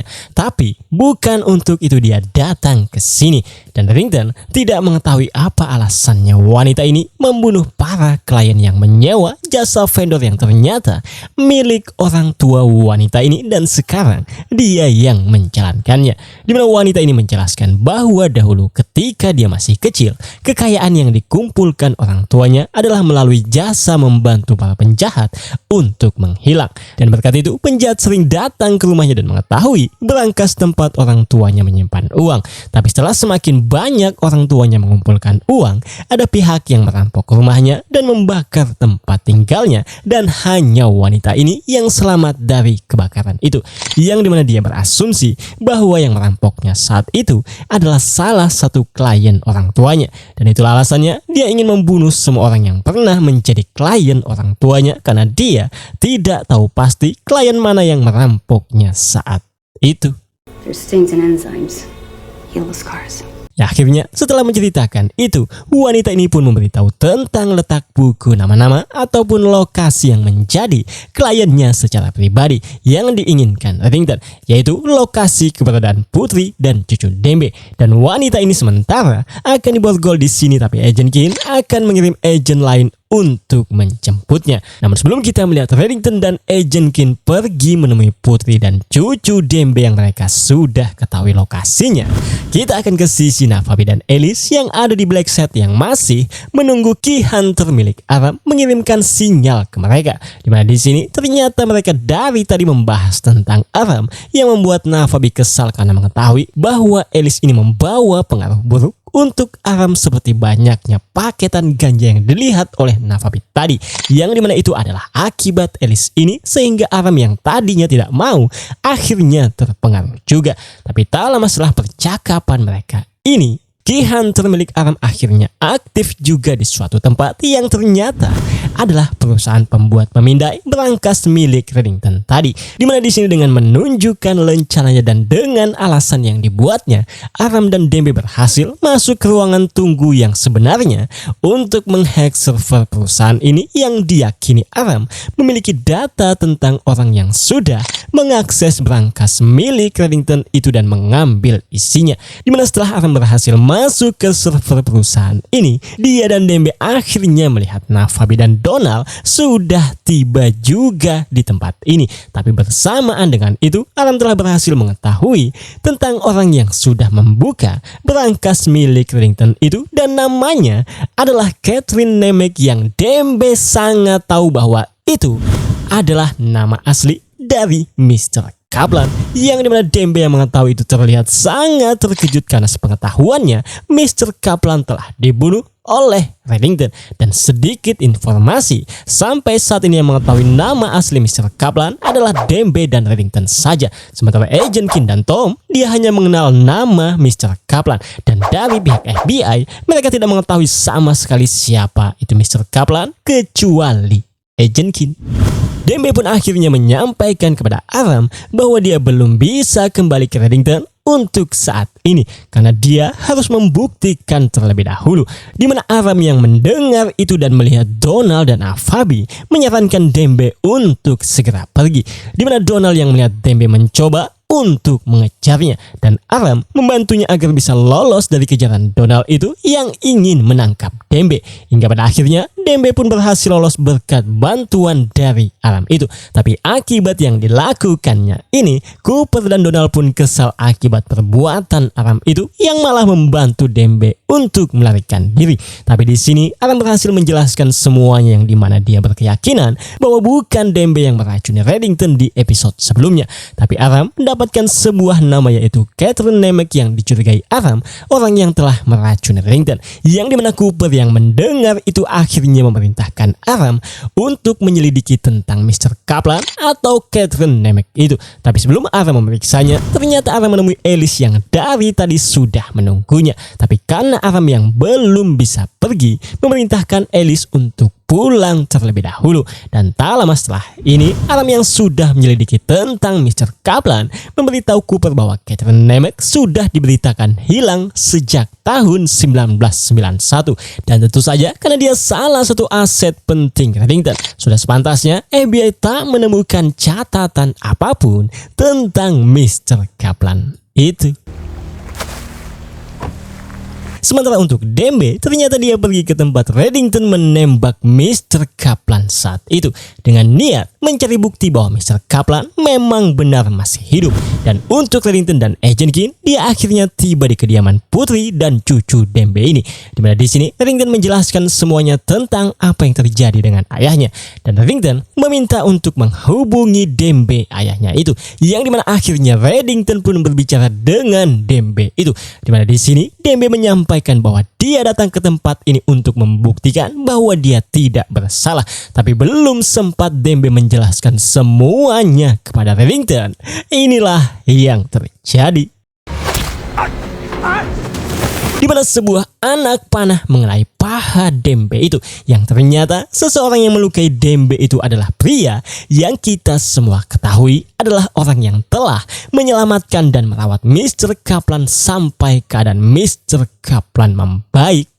Dan di sini Dembe sempat melukainya dengan anak panah yang menancap di paha Dembe itu, yang membuat Dembe berhasil menjauh dari kejaran pria yang sudah menyelamatkan Mr. Kaplan itu. Dan di sini ternyata pria ini meninggalkan pesan untuk Mr. Kaplan, yang kita belum tahu apa pesan yang ditinggalkannya itu untuk Mr. Kaplan. Dan untuk Reddington, dia pun akhirnya menghubungi Aram untuk mencari tahu tentang apa yang sudah ditemukan Aram bersama Dembe. Dimana di sini Reddington sangat-sangat terkejut setelah mendapatkan nama dari Aram, yaitu Catherine Nemec, yang Reddington ketahui adalah nama asli dari Mr. Kaplan itu. Yang dimana setelah mendengar itu, Reddington pun akhirnya segera menutup teleponnya dan pergi dari tempat ini untuk menuju tempat dimana Reddington telah menembak Mr. Kaplan itu. Man's greatest enemy. Dimana dalam perjalanan menuju tempat itu, Reddington pun akhirnya memberitahu Agent Keen bahwa Catherine Nemec adalah Mr. Kaplan yang saat ini masih hidup untuk membalas dendam kepadanya, yang membuat Reddington akhirnya mengetahui bahwa yang belakangan ini membuatnya kewalahan adalah Mr. Kaplan. Dan Reddington sangat menyesal saat dia menembaknya kala itu. Reddington langsung pergi dan tidak memeriksanya, yang dimana Reddington berharap dia tidak akan melakukan kesalahan itu lagi. Agent Keen yang mendengar itu semua hanya menjawab bahwa dia ingin semuanya berakhir, karena bagaimanapun Agent Keen tidak bisa melupakan jasa Mr. Kaplan terhadapnya. Ya akhirnya setelah Reddington, Agent Keen dan Buzz tiba di tempat tujuannya itu, dia pun melihat mobil Dembe yang masih ada terparkir di tempat ini.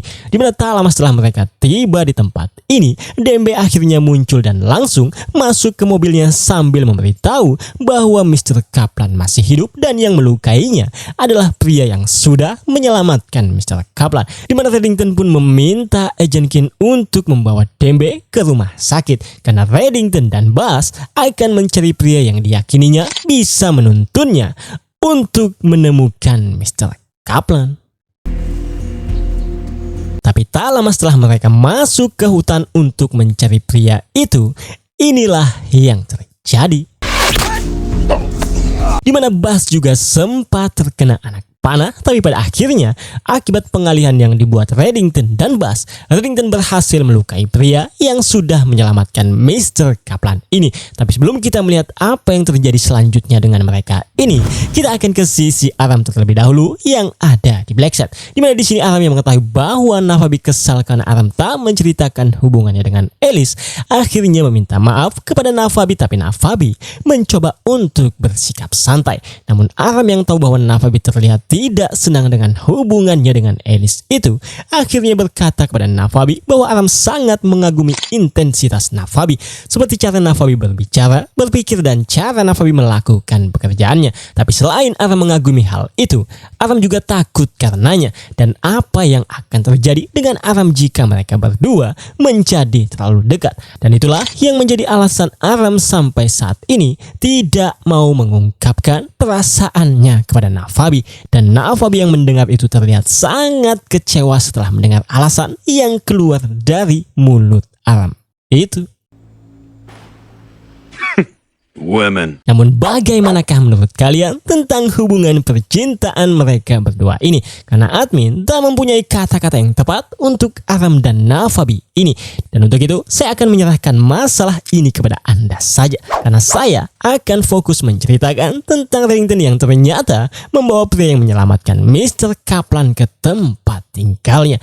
Dimana di sini Reddington meminta pria ini untuk menghubungi Mr. Kaplan. Tapi pria ini yang mendengar itu malah bercerita seperti kebiasaan Reddington yang ketika ingin membunuh musuhnya, Reddington bercerita terlebih dahulu lalu membunuhnya. Tapi di sini malah kebalikannya, dimana pria ini menyampaikan kepada Reddington tentang apa yang diceritakan Mr. Kaplan kepadanya, bahwa Reddington adalah orang yang sangat berbahaya dan Mr. Kaplan sebetulnya meminta pria ini untuk tidak perlu berurusan dengan Reddington ini. Tapi pria ini tidak menyangka bahwa penjahat sekelas Reddington ini melakukan kesalahan dengan tidak memeriksa apakah dia meleset atau tidak ketika Reddington menembak Mr. Kaplan itu. Dimana Reddington yang mendengar itu menyampaikan bahwa dia mengakui bahwa dia telah melakukan kesalahan yang tak akan dilakukannya lagi. Dan untuk itu Reddington pun meminta segera pria ini untuk menghubungi Mr. Kaplan, karena jika tidak Reddington akan membunuhnya sekarang juga. Ya, akhirnya pria ini pun melakukan keinginan Reddington itu. Tapi tak lama berselang, Reddington malah mendengar deringan telepon yang ada di tempat ini. Dimana setelah Reddington mendekati deringan telepon itu, Reddington akhirnya mengetahui bahwa pria itu ternyata telah mengaktifkan bom waktu yang sudah disiapkannya. Hingga akhirnya Reddington dan Buzz pun segera pergi meninggalkan tempat itu. Dan saya bisa konfirmasikan, untungnya Reddington berhasil selamat dari ledakan itu. There's something you ought to know. Dan scene penutup untuk cerita kali ini, kita akhirnya melihat Mr. Kaplan yang ada di suatu tempat sedang mendengarkan pesan suara dari pria yang sudah menyelamatkannya itu, yang dimana isinya adalah pria itu memberitahu Mr. Kaplan bahwa Reddington telah mendatanginya. Tapi pria itu ingin Mr. Kaplan tahu bahwa dia tidak menyerah begitu saja tanpa perlawanan, dan jika dia gagal maka ini adalah pesan terakhirnya, dan dia berharap Mr. Kaplan bisa menang dengan perang yang sebentar lagi akan mendatangi Mr. Kaplan ini. Your war has come.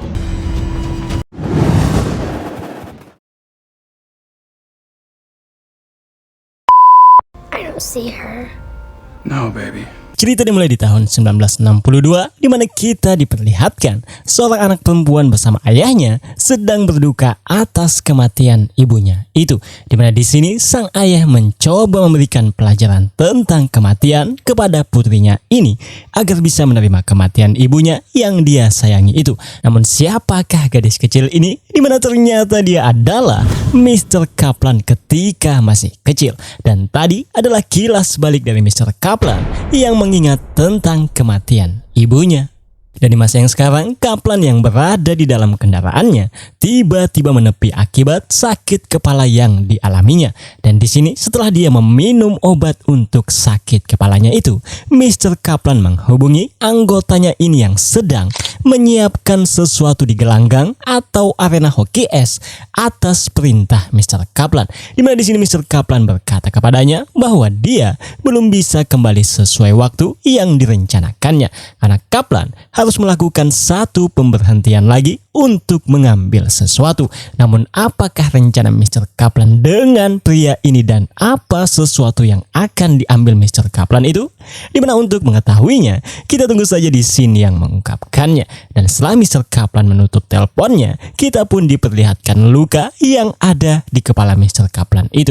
Yang saat ini kita bisa menduganya bahwa sakit kepala yang dialaminya akibat luka yang ada di kepalanya itu.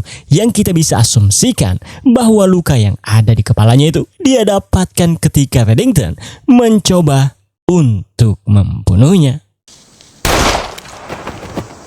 Namun sebelum kita melihat Mr. Kaplan melanjutkan perjalanannya dalam mengambil sesuatu yang kita belum tahu itu apa, kita akan fokus untuk mengungkap tentang masa lalu Mr. Kaplan atau Catherine Nemec ini. Di mana di tahun yang tidak dijelaskan tepatnya sudah di tahun berapa, kita melihat Mr. Kaplan yang saat itu masih muda mendatangi rumah untuk interview pekerjaan. Dan rumah yang didatanginya adalah rumah Alexander Kirk yang sebelumnya kita pernah melihatnya. Dan di sini ternyata Kaplan melamar pekerjaan untuk menjaga anak, yaitu Agent Keen yang masih bayi. Di mana setelah Katarina Rostova melihat referensi Mr. Kaplan, Katarina cukup terkejut karena Kaplan lancar berbahasa Italia, Prancis, Jerman, dan Rusia. Dan tentu saja Kaplan mendapat gelar master dalam perkembangan anak yang membuatnya sangat cocok untuk pekerjaan yang akan diberikan Katarina untuk merawat bayinya, yaitu Agent Keen. Namun akibat referensi Mr. Kaplan ini, kita akhirnya mengetahui mengapa dia sangat ahli dan menjadi the cleaner atau yang membersihkan TKP-TKP pembunuhan Reddington. Karena Mr. Kaplan pernah sekolah kedokteran yang spesifik di bidang khusus anatomi manusia atau yang mempelajari struktur tubuh manusia. Dan inilah awal mula Mr. Kaplan bertemu dengan Agent Keen. Karena Mr. Kaplan dipekerjakan Katarina Rostova untuk menjaga Agent Keen atau menjadi babysitternya. You are loved. Dimana setelah 3 bulan berlalu, Katarina yang baru saja pulang dari tugasnya sebagai agent KGB sangat senang melihat Agent Keen ternyata dirawat dengan baik oleh Mr. Kaplan, yang dimana dalam 3 bulan itu menumbuhkan perasaan cinta dan sayangnya kepada Agent Keen yang membuat Kaplan bersedia melakukan apapun untuk melindungi Agent Keen. I would do anything to protect your baby. Dan pada suatu hari, Kaplan yang mendengar keributan mencoba melihatnya yang ternyata adalah Katarina yang sedang berkelahi dengan seorang pria. Yang saya bisa konfirmasikan baru saja mengetahui bahwa Katarina bekerja untuk intelijen Soviet. Hingga akhirnya Kaplan yang melihat Katarina membutuhkan bantuan memberikan pisau yang ada di dekatnya sehingga Katarina pun bisa membunuh pria itu dengan 1 kali sayatan. Dan inilah awal mula Mr. Kaplan membersihkan TKP pembunuhan, yang dimana Mr. Kaplan dengan keahliannya membersihkan TKP pembunuhan yang dilakukan Katarina itu sebelum Alexander Kirk, suami Katarina saat itu, pulang ke rumahnya. Good morning. Any problems? Dan keesokannya, Katarina pun menyampaikan kepada Mr. Kaplan bahwa dia tadi malam sempat berpikir untuk membunuh Mr. Kaplan juga karena telah melihat rahasia yang seharusnya tidak dilihatnya, yaitu tentang Katarina yang ternyata bekerja untuk intelijen Soviet atau agent KGB. Dan untuk itu, Katarina bertanya kepadanya apa alasan Mr. Kaplan membantunya dan bagaimana detailnya Mr. Kaplan membersihkan TKP pembunuhannya. di mana Mr. Kaplan pun menjelaskan secara rinci dan mendetail bagaimana dia mengubur mayatnya dan yang lain-lain yang membuat Katrina berpikir bahwa Mr. Kaplan memang ahli dalam hal itu. Namun untuk alasan kenapa dia membantu Katrina, seperti yang diungkapkan Kaplan sebelumnya bahwa dia akan melakukan segalanya dengan kekuatannya untuk membuat Agent Keen maupun ibunya tetap aman. I will do everything in my power to keep her safe and her mother. Dan setelah beberapa tahun kemudian, Kaplan yang sedang berjalan-jalan bersama Agent Keen tidak sengaja melihat Katrina sedang bercocok tanam dengan seorang pria yang tidak terlihat jelas sosoknya di dalam sebuah mobil. Dan akibat kejadian itu, Katrina pun meminta maaf kepada Kaplan karena lagi-lagi melihat yang seharusnya tidak perlu dilihatnya, yaitu Kaplan mengetahui bahwa Katrina telah berselingkuh dengan pria yang ada di dalam mobil itu. Tapi di sini Katrina menjelaskan bahwa pria yang di dalam mobil itu adalah orang Amerika yang dimana dia dulunya ditugaskan KGB untuk merayunya dan memata-matainya. Namun ketika Kaplan bertanya apakah Katrina mencintai pria Amerika itu, Katrina menjawab bahwa dia hanya mencintai putrinya yaitu Agent Keen. Ya, akhirnya Kaplan yang mendengar itu menyarankan Katrina untuk mengakhiri hubungannya dengan pria Amerika, selingkuhan Katrina itu. Namun tak lama setelah Katrina mengikuti saran dari Mr. Kaplan yaitu mengakhiri hubungannya dengan pria selingkuhannya, masalah terjadi di mana Agent Keen telah diculik oleh pria selingkuhan Katrina itu karena pria selingkuhannya itu menganggap bahwa Agent Keen adalah putrinya.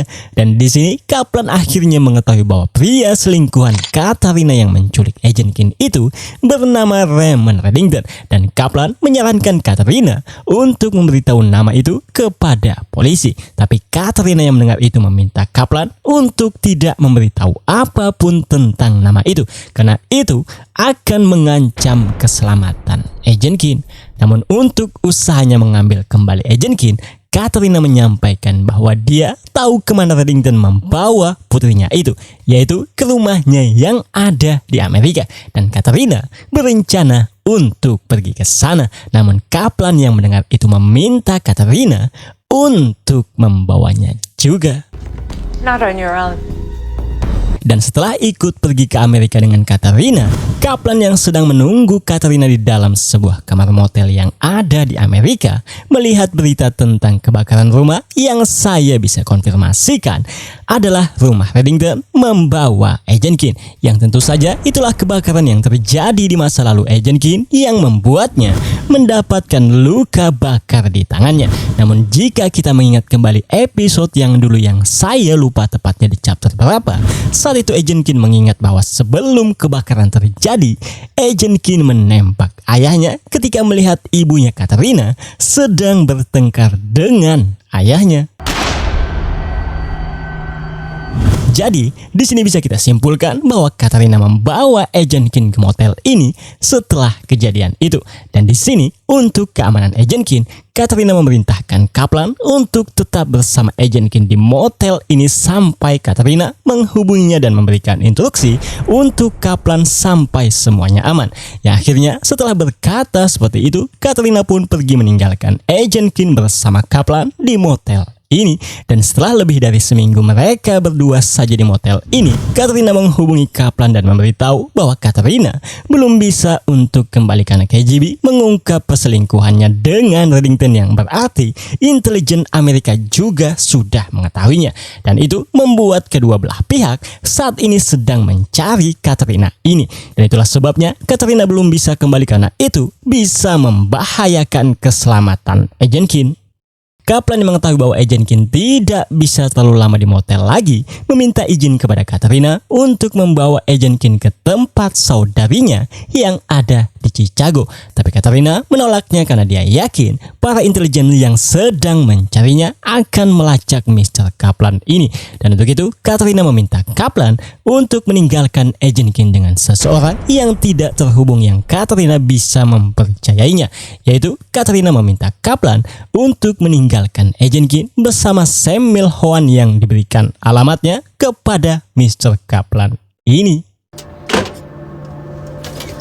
Hingga akhirnya Kaplan pun memenuhi keinginan Katrina itu untuk meninggalkan Agent Keen bersama Sam yang kita tahu telah menjadi ayah angkat Agent Keen dan membesarkannya. Dan saat di season 1 dulu, ketika Sam ini ingin menceritakan masa lalu Agent Keen kepada Agent Keen, Reddington yang tak ingin Sam melakukan itu terpaksa membunuh ayah angkat Agent Keen itu. Dan inilah ceritanya kenapa Agent Keen bisa sampai dibesarkan Sam, ayah angkat Agent Keen ini. Dan setelah beberapa minggu kemudian, Kaplan yang ternyata masih tinggal di kamar motel mendapatkan panggilan dari Katrina dari sebuah telepon umum yang saya bisa konfirmasikan dekat dengan laut tempat saat itu Reddington healing setelah mengetahui bahwa Agent Keen telah tewas, yang sebetulnya hanyalah sandiwara yang direncanakan Mr. Kaplan. Jadi bisa kita simpulkan bahwa Mr. Kaplan adalah orang terakhir yang dihubungi Katrina sebelum Katrina melangkah ke arah laut dan menghilang. Namun sebelum telepon itu berakhir, Katrina menyampaikan kepada Kaplan bahwa dia tidak bisa kembali karena dia akan segera pergi. Kaplan yang paham itu pun bertanya bagaimana dengan Agent Keen yang saat ini masih tinggal dengan Sam.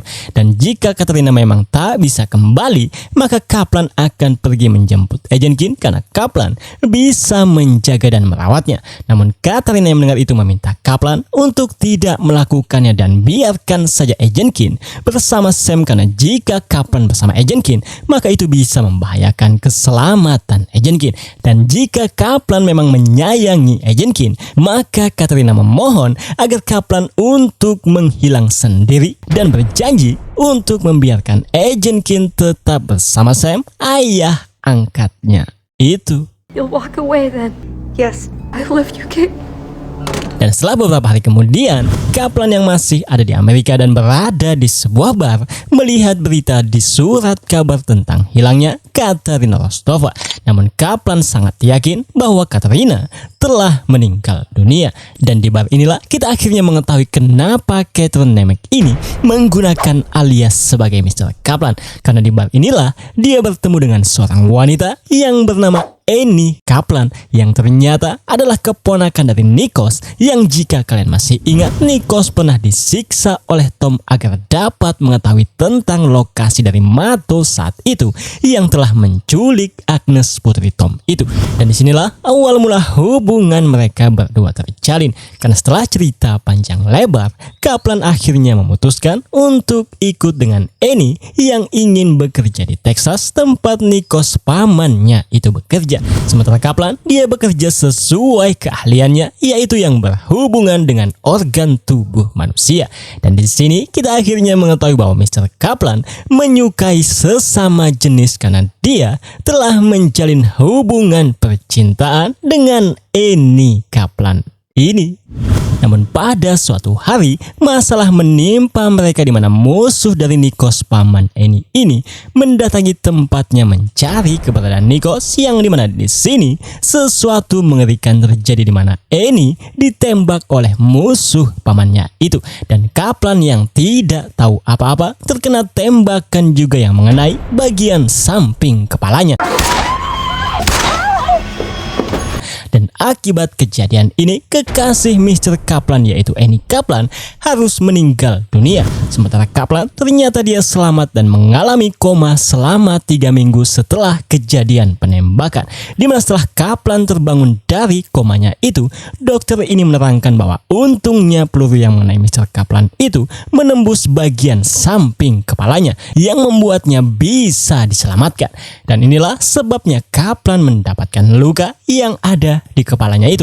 Namun untuk tembakan Reddington kepadanya saat itu, saya hanya bisa berasumsi bahwa tembakan Reddington saat itu mungkin mengenai kepala bagian yang pernah Mr. Kaplan dapatkan di masa lalu, yang akhirnya membuat Mr. Kaplan di masa yang sekarang kembali mengalami sakit kepala lagi. Namun setelah dokter ini menjelaskan semuanya kepada Mr. Kaplan, Kaplan mengalami kesedihan yang sangat mendalam setelah Nikos memberitahu bahwa Annie tidak berhasil diselamatkan.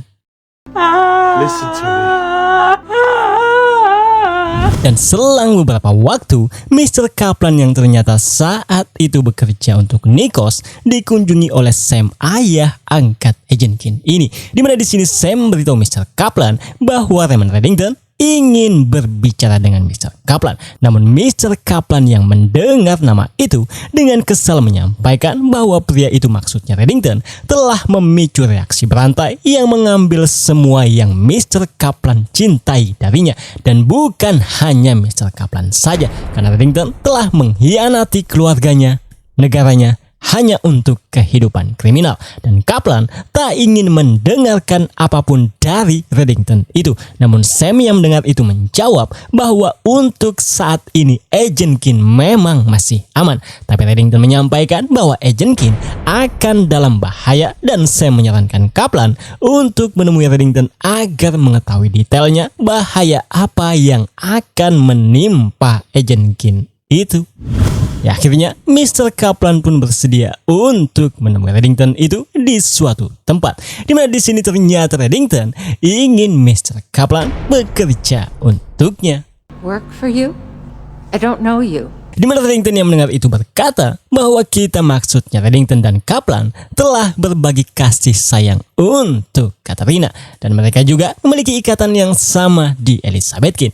Dimana setelah kepergian Katarina yang tiba-tiba itu, Reddington merasa bertanggung jawab untuk menjaga Agent Keen dari kejauhan, dan Reddington telah menyediakan untuk Agent Keen dan Sam secara finansial. Namun yang jadi masalah adalah Katarina telah mengkhianati dua negara, yaitu Rusia dan Amerika. Tapi insya Allah Agent Keen akan menjalani kehidupan pribadi dengan keberanian yang tenang. Tapi ketenangan itu akan terancam jika ada yang mengetahui identitas Agent Keen sebenarnya. Maksudnya adalah identitas bahwa Agent Keen adalah putri pengkhianat dua negara, yaitu Katarina Rostova.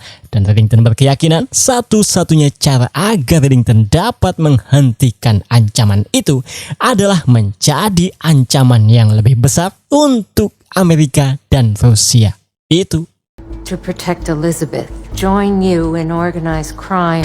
Kaplan yang paham bahwa Reddington ingin membangun kerajaan kriminal agar bisa membuat ancaman besar untuk Amerika dan Rusia yang sebenarnya hanya untuk melindungi Agent Keen, menyampaikan bahwa Kaplan bersedia bekerja untuk Reddington. Tapi Kaplan mengingatkan bahwa jika Reddington menempatkan posisi di mana dia harus memilih antara apa yang terbaik untuk Reddington dan yang terbaik untuk Agent Keen, maka Kaplan akan selalu memprioritaskan Agent Keen setiap saat.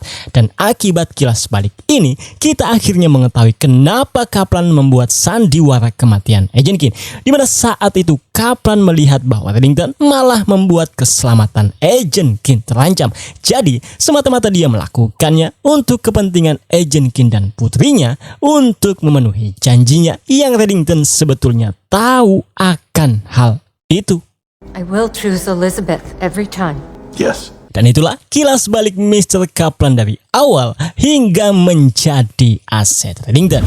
Namun ini bukan menjadi kilas balik terakhir yang ada di episode ini, karena nanti akan ada satu kilas balik lagi. Tapi sebelum kita melihat satu kilas balik itu, kita akan kembali ke masa yang sekarang bersama Mr. Kaplan yang masih ada di dalam mobilnya menuju suatu tempat untuk mengambil sesuatu yang kita belum ketahui itu apa. Dan tak lama setelah Kaplan melanjutkan perjalanannya, dia akhirnya tiba di sebuah motel yang dimana sebetulnya Kaplan sudah memesan spesifik kamar motel nomor 8.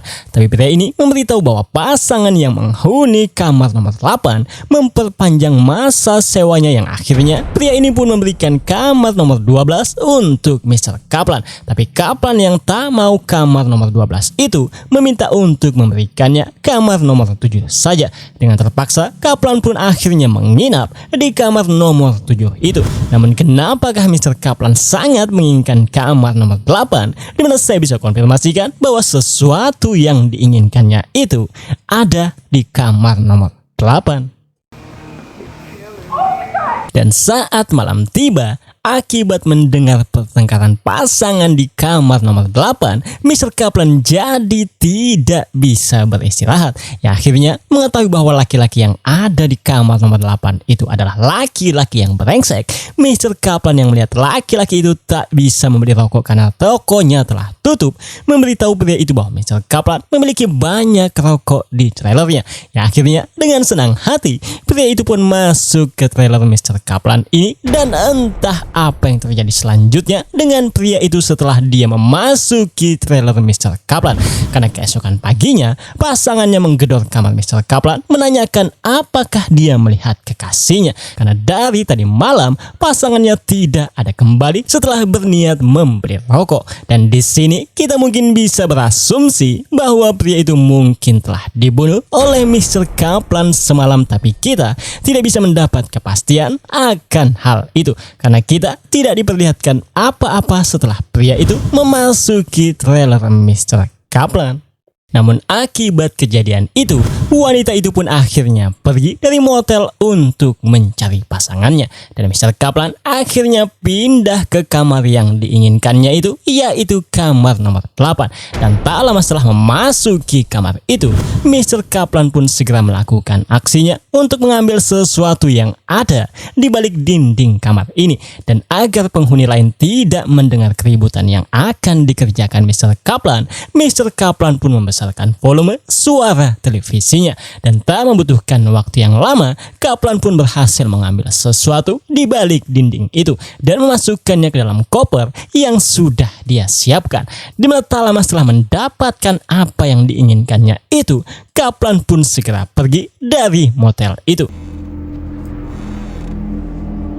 Dan ternyata sesuatu yang Mr. Kaplan ambil di dinding kamar motel tadi adalah potongan-potongan tubuh manusia yang saya bisa konfirmasikan adalah manusia yang telah dibunuh Reddington dan Kaplan yang menyembunyikan mayatnya di balik dinding kamar motel tadi. Dan selang beberapa saat setelah Kaplan melanjutkan perjalanannya, Kaplan yang mengalami sakit kepala lagi-lagi akhirnya singgah di tepi jalan, di mana Kaplan yang merasa bahwa dia perlu istirahat akhirnya tidur di trailernya. Namun saat malam tiba, dia terbangun karena mendengar ada seseorang yang ternyata adalah polisi wanita yang meminta Mr. Kaplan untuk menunjukkan identitasnya.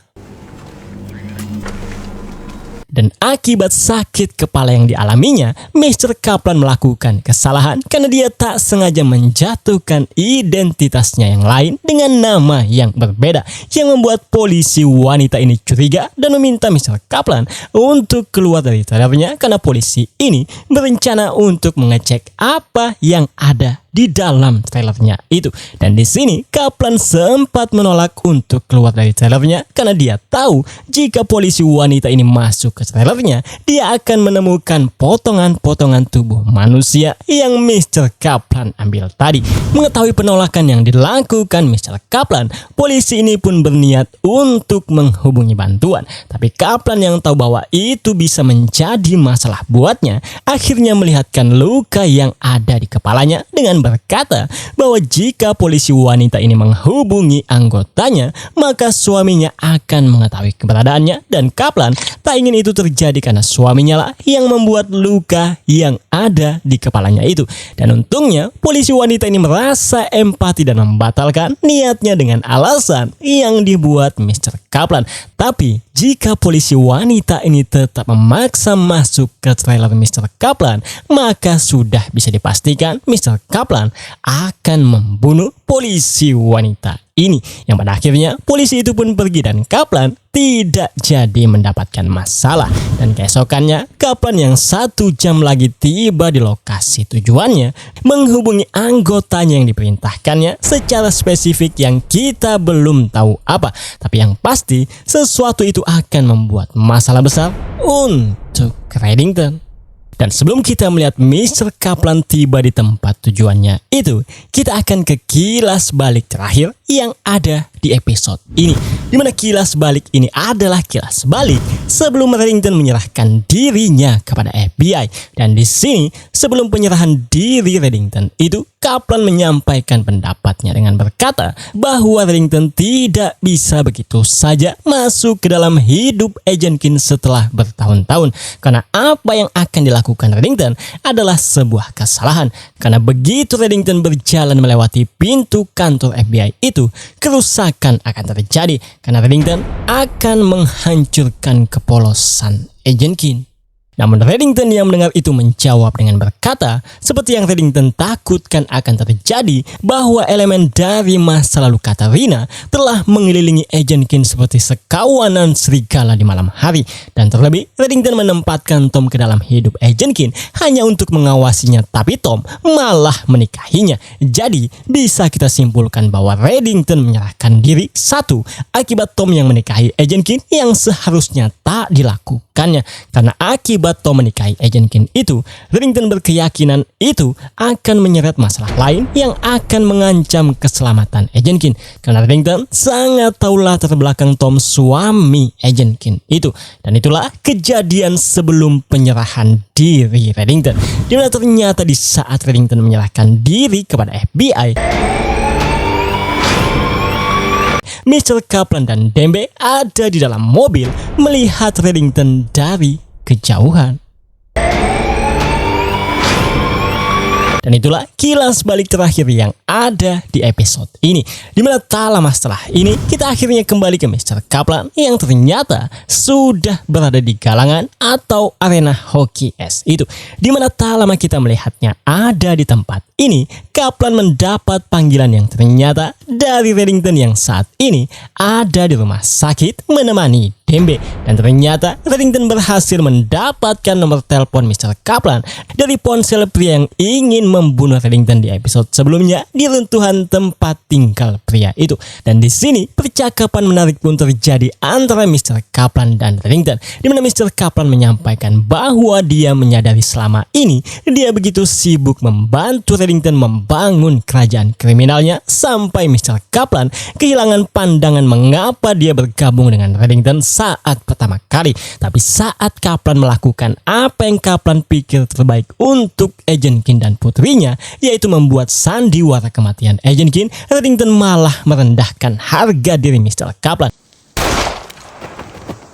Dan untuk itu, Kaplan akan melakukan apa yang seharusnya dilakukannya bertahun-tahun yang lalu, yaitu Mr. Kaplan akan menjatuhkan Reddington hingga tidak berdaya.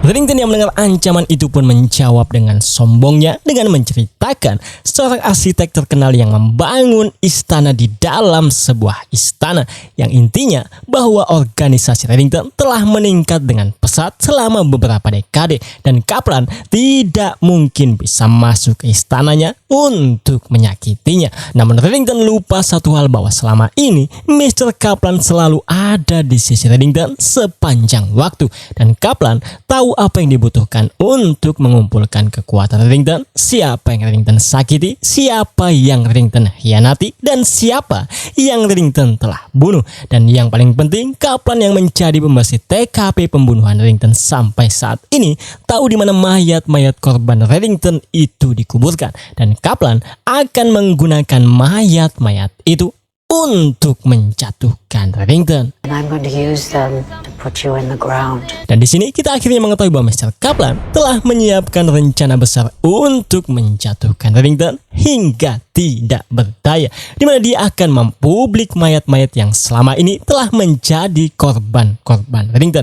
Dan untuk total mayat yang sudah ada di tempat ini adalah 86 mayat yang semuanya telah dibunuh Reddington.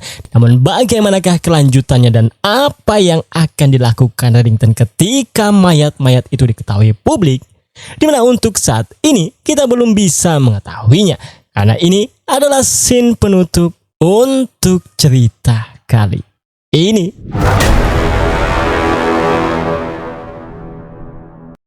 Terima kasih buat kalian yang sudah mendengarkan saya hingga akhir video. Seperti biasa, silahkan like video ini dan subscribe bagi kalian yang belum sebagai dukungan kalian terhadap saya. Akhir kata, saya selaku pembawa cerita, pamit untuk undur diri. Dan insya Allah kita akan bertemu lagi di cerita selanjutnya. Selamat sharing dan Assalamualaikum. And I'm going to use them to put you in the ground.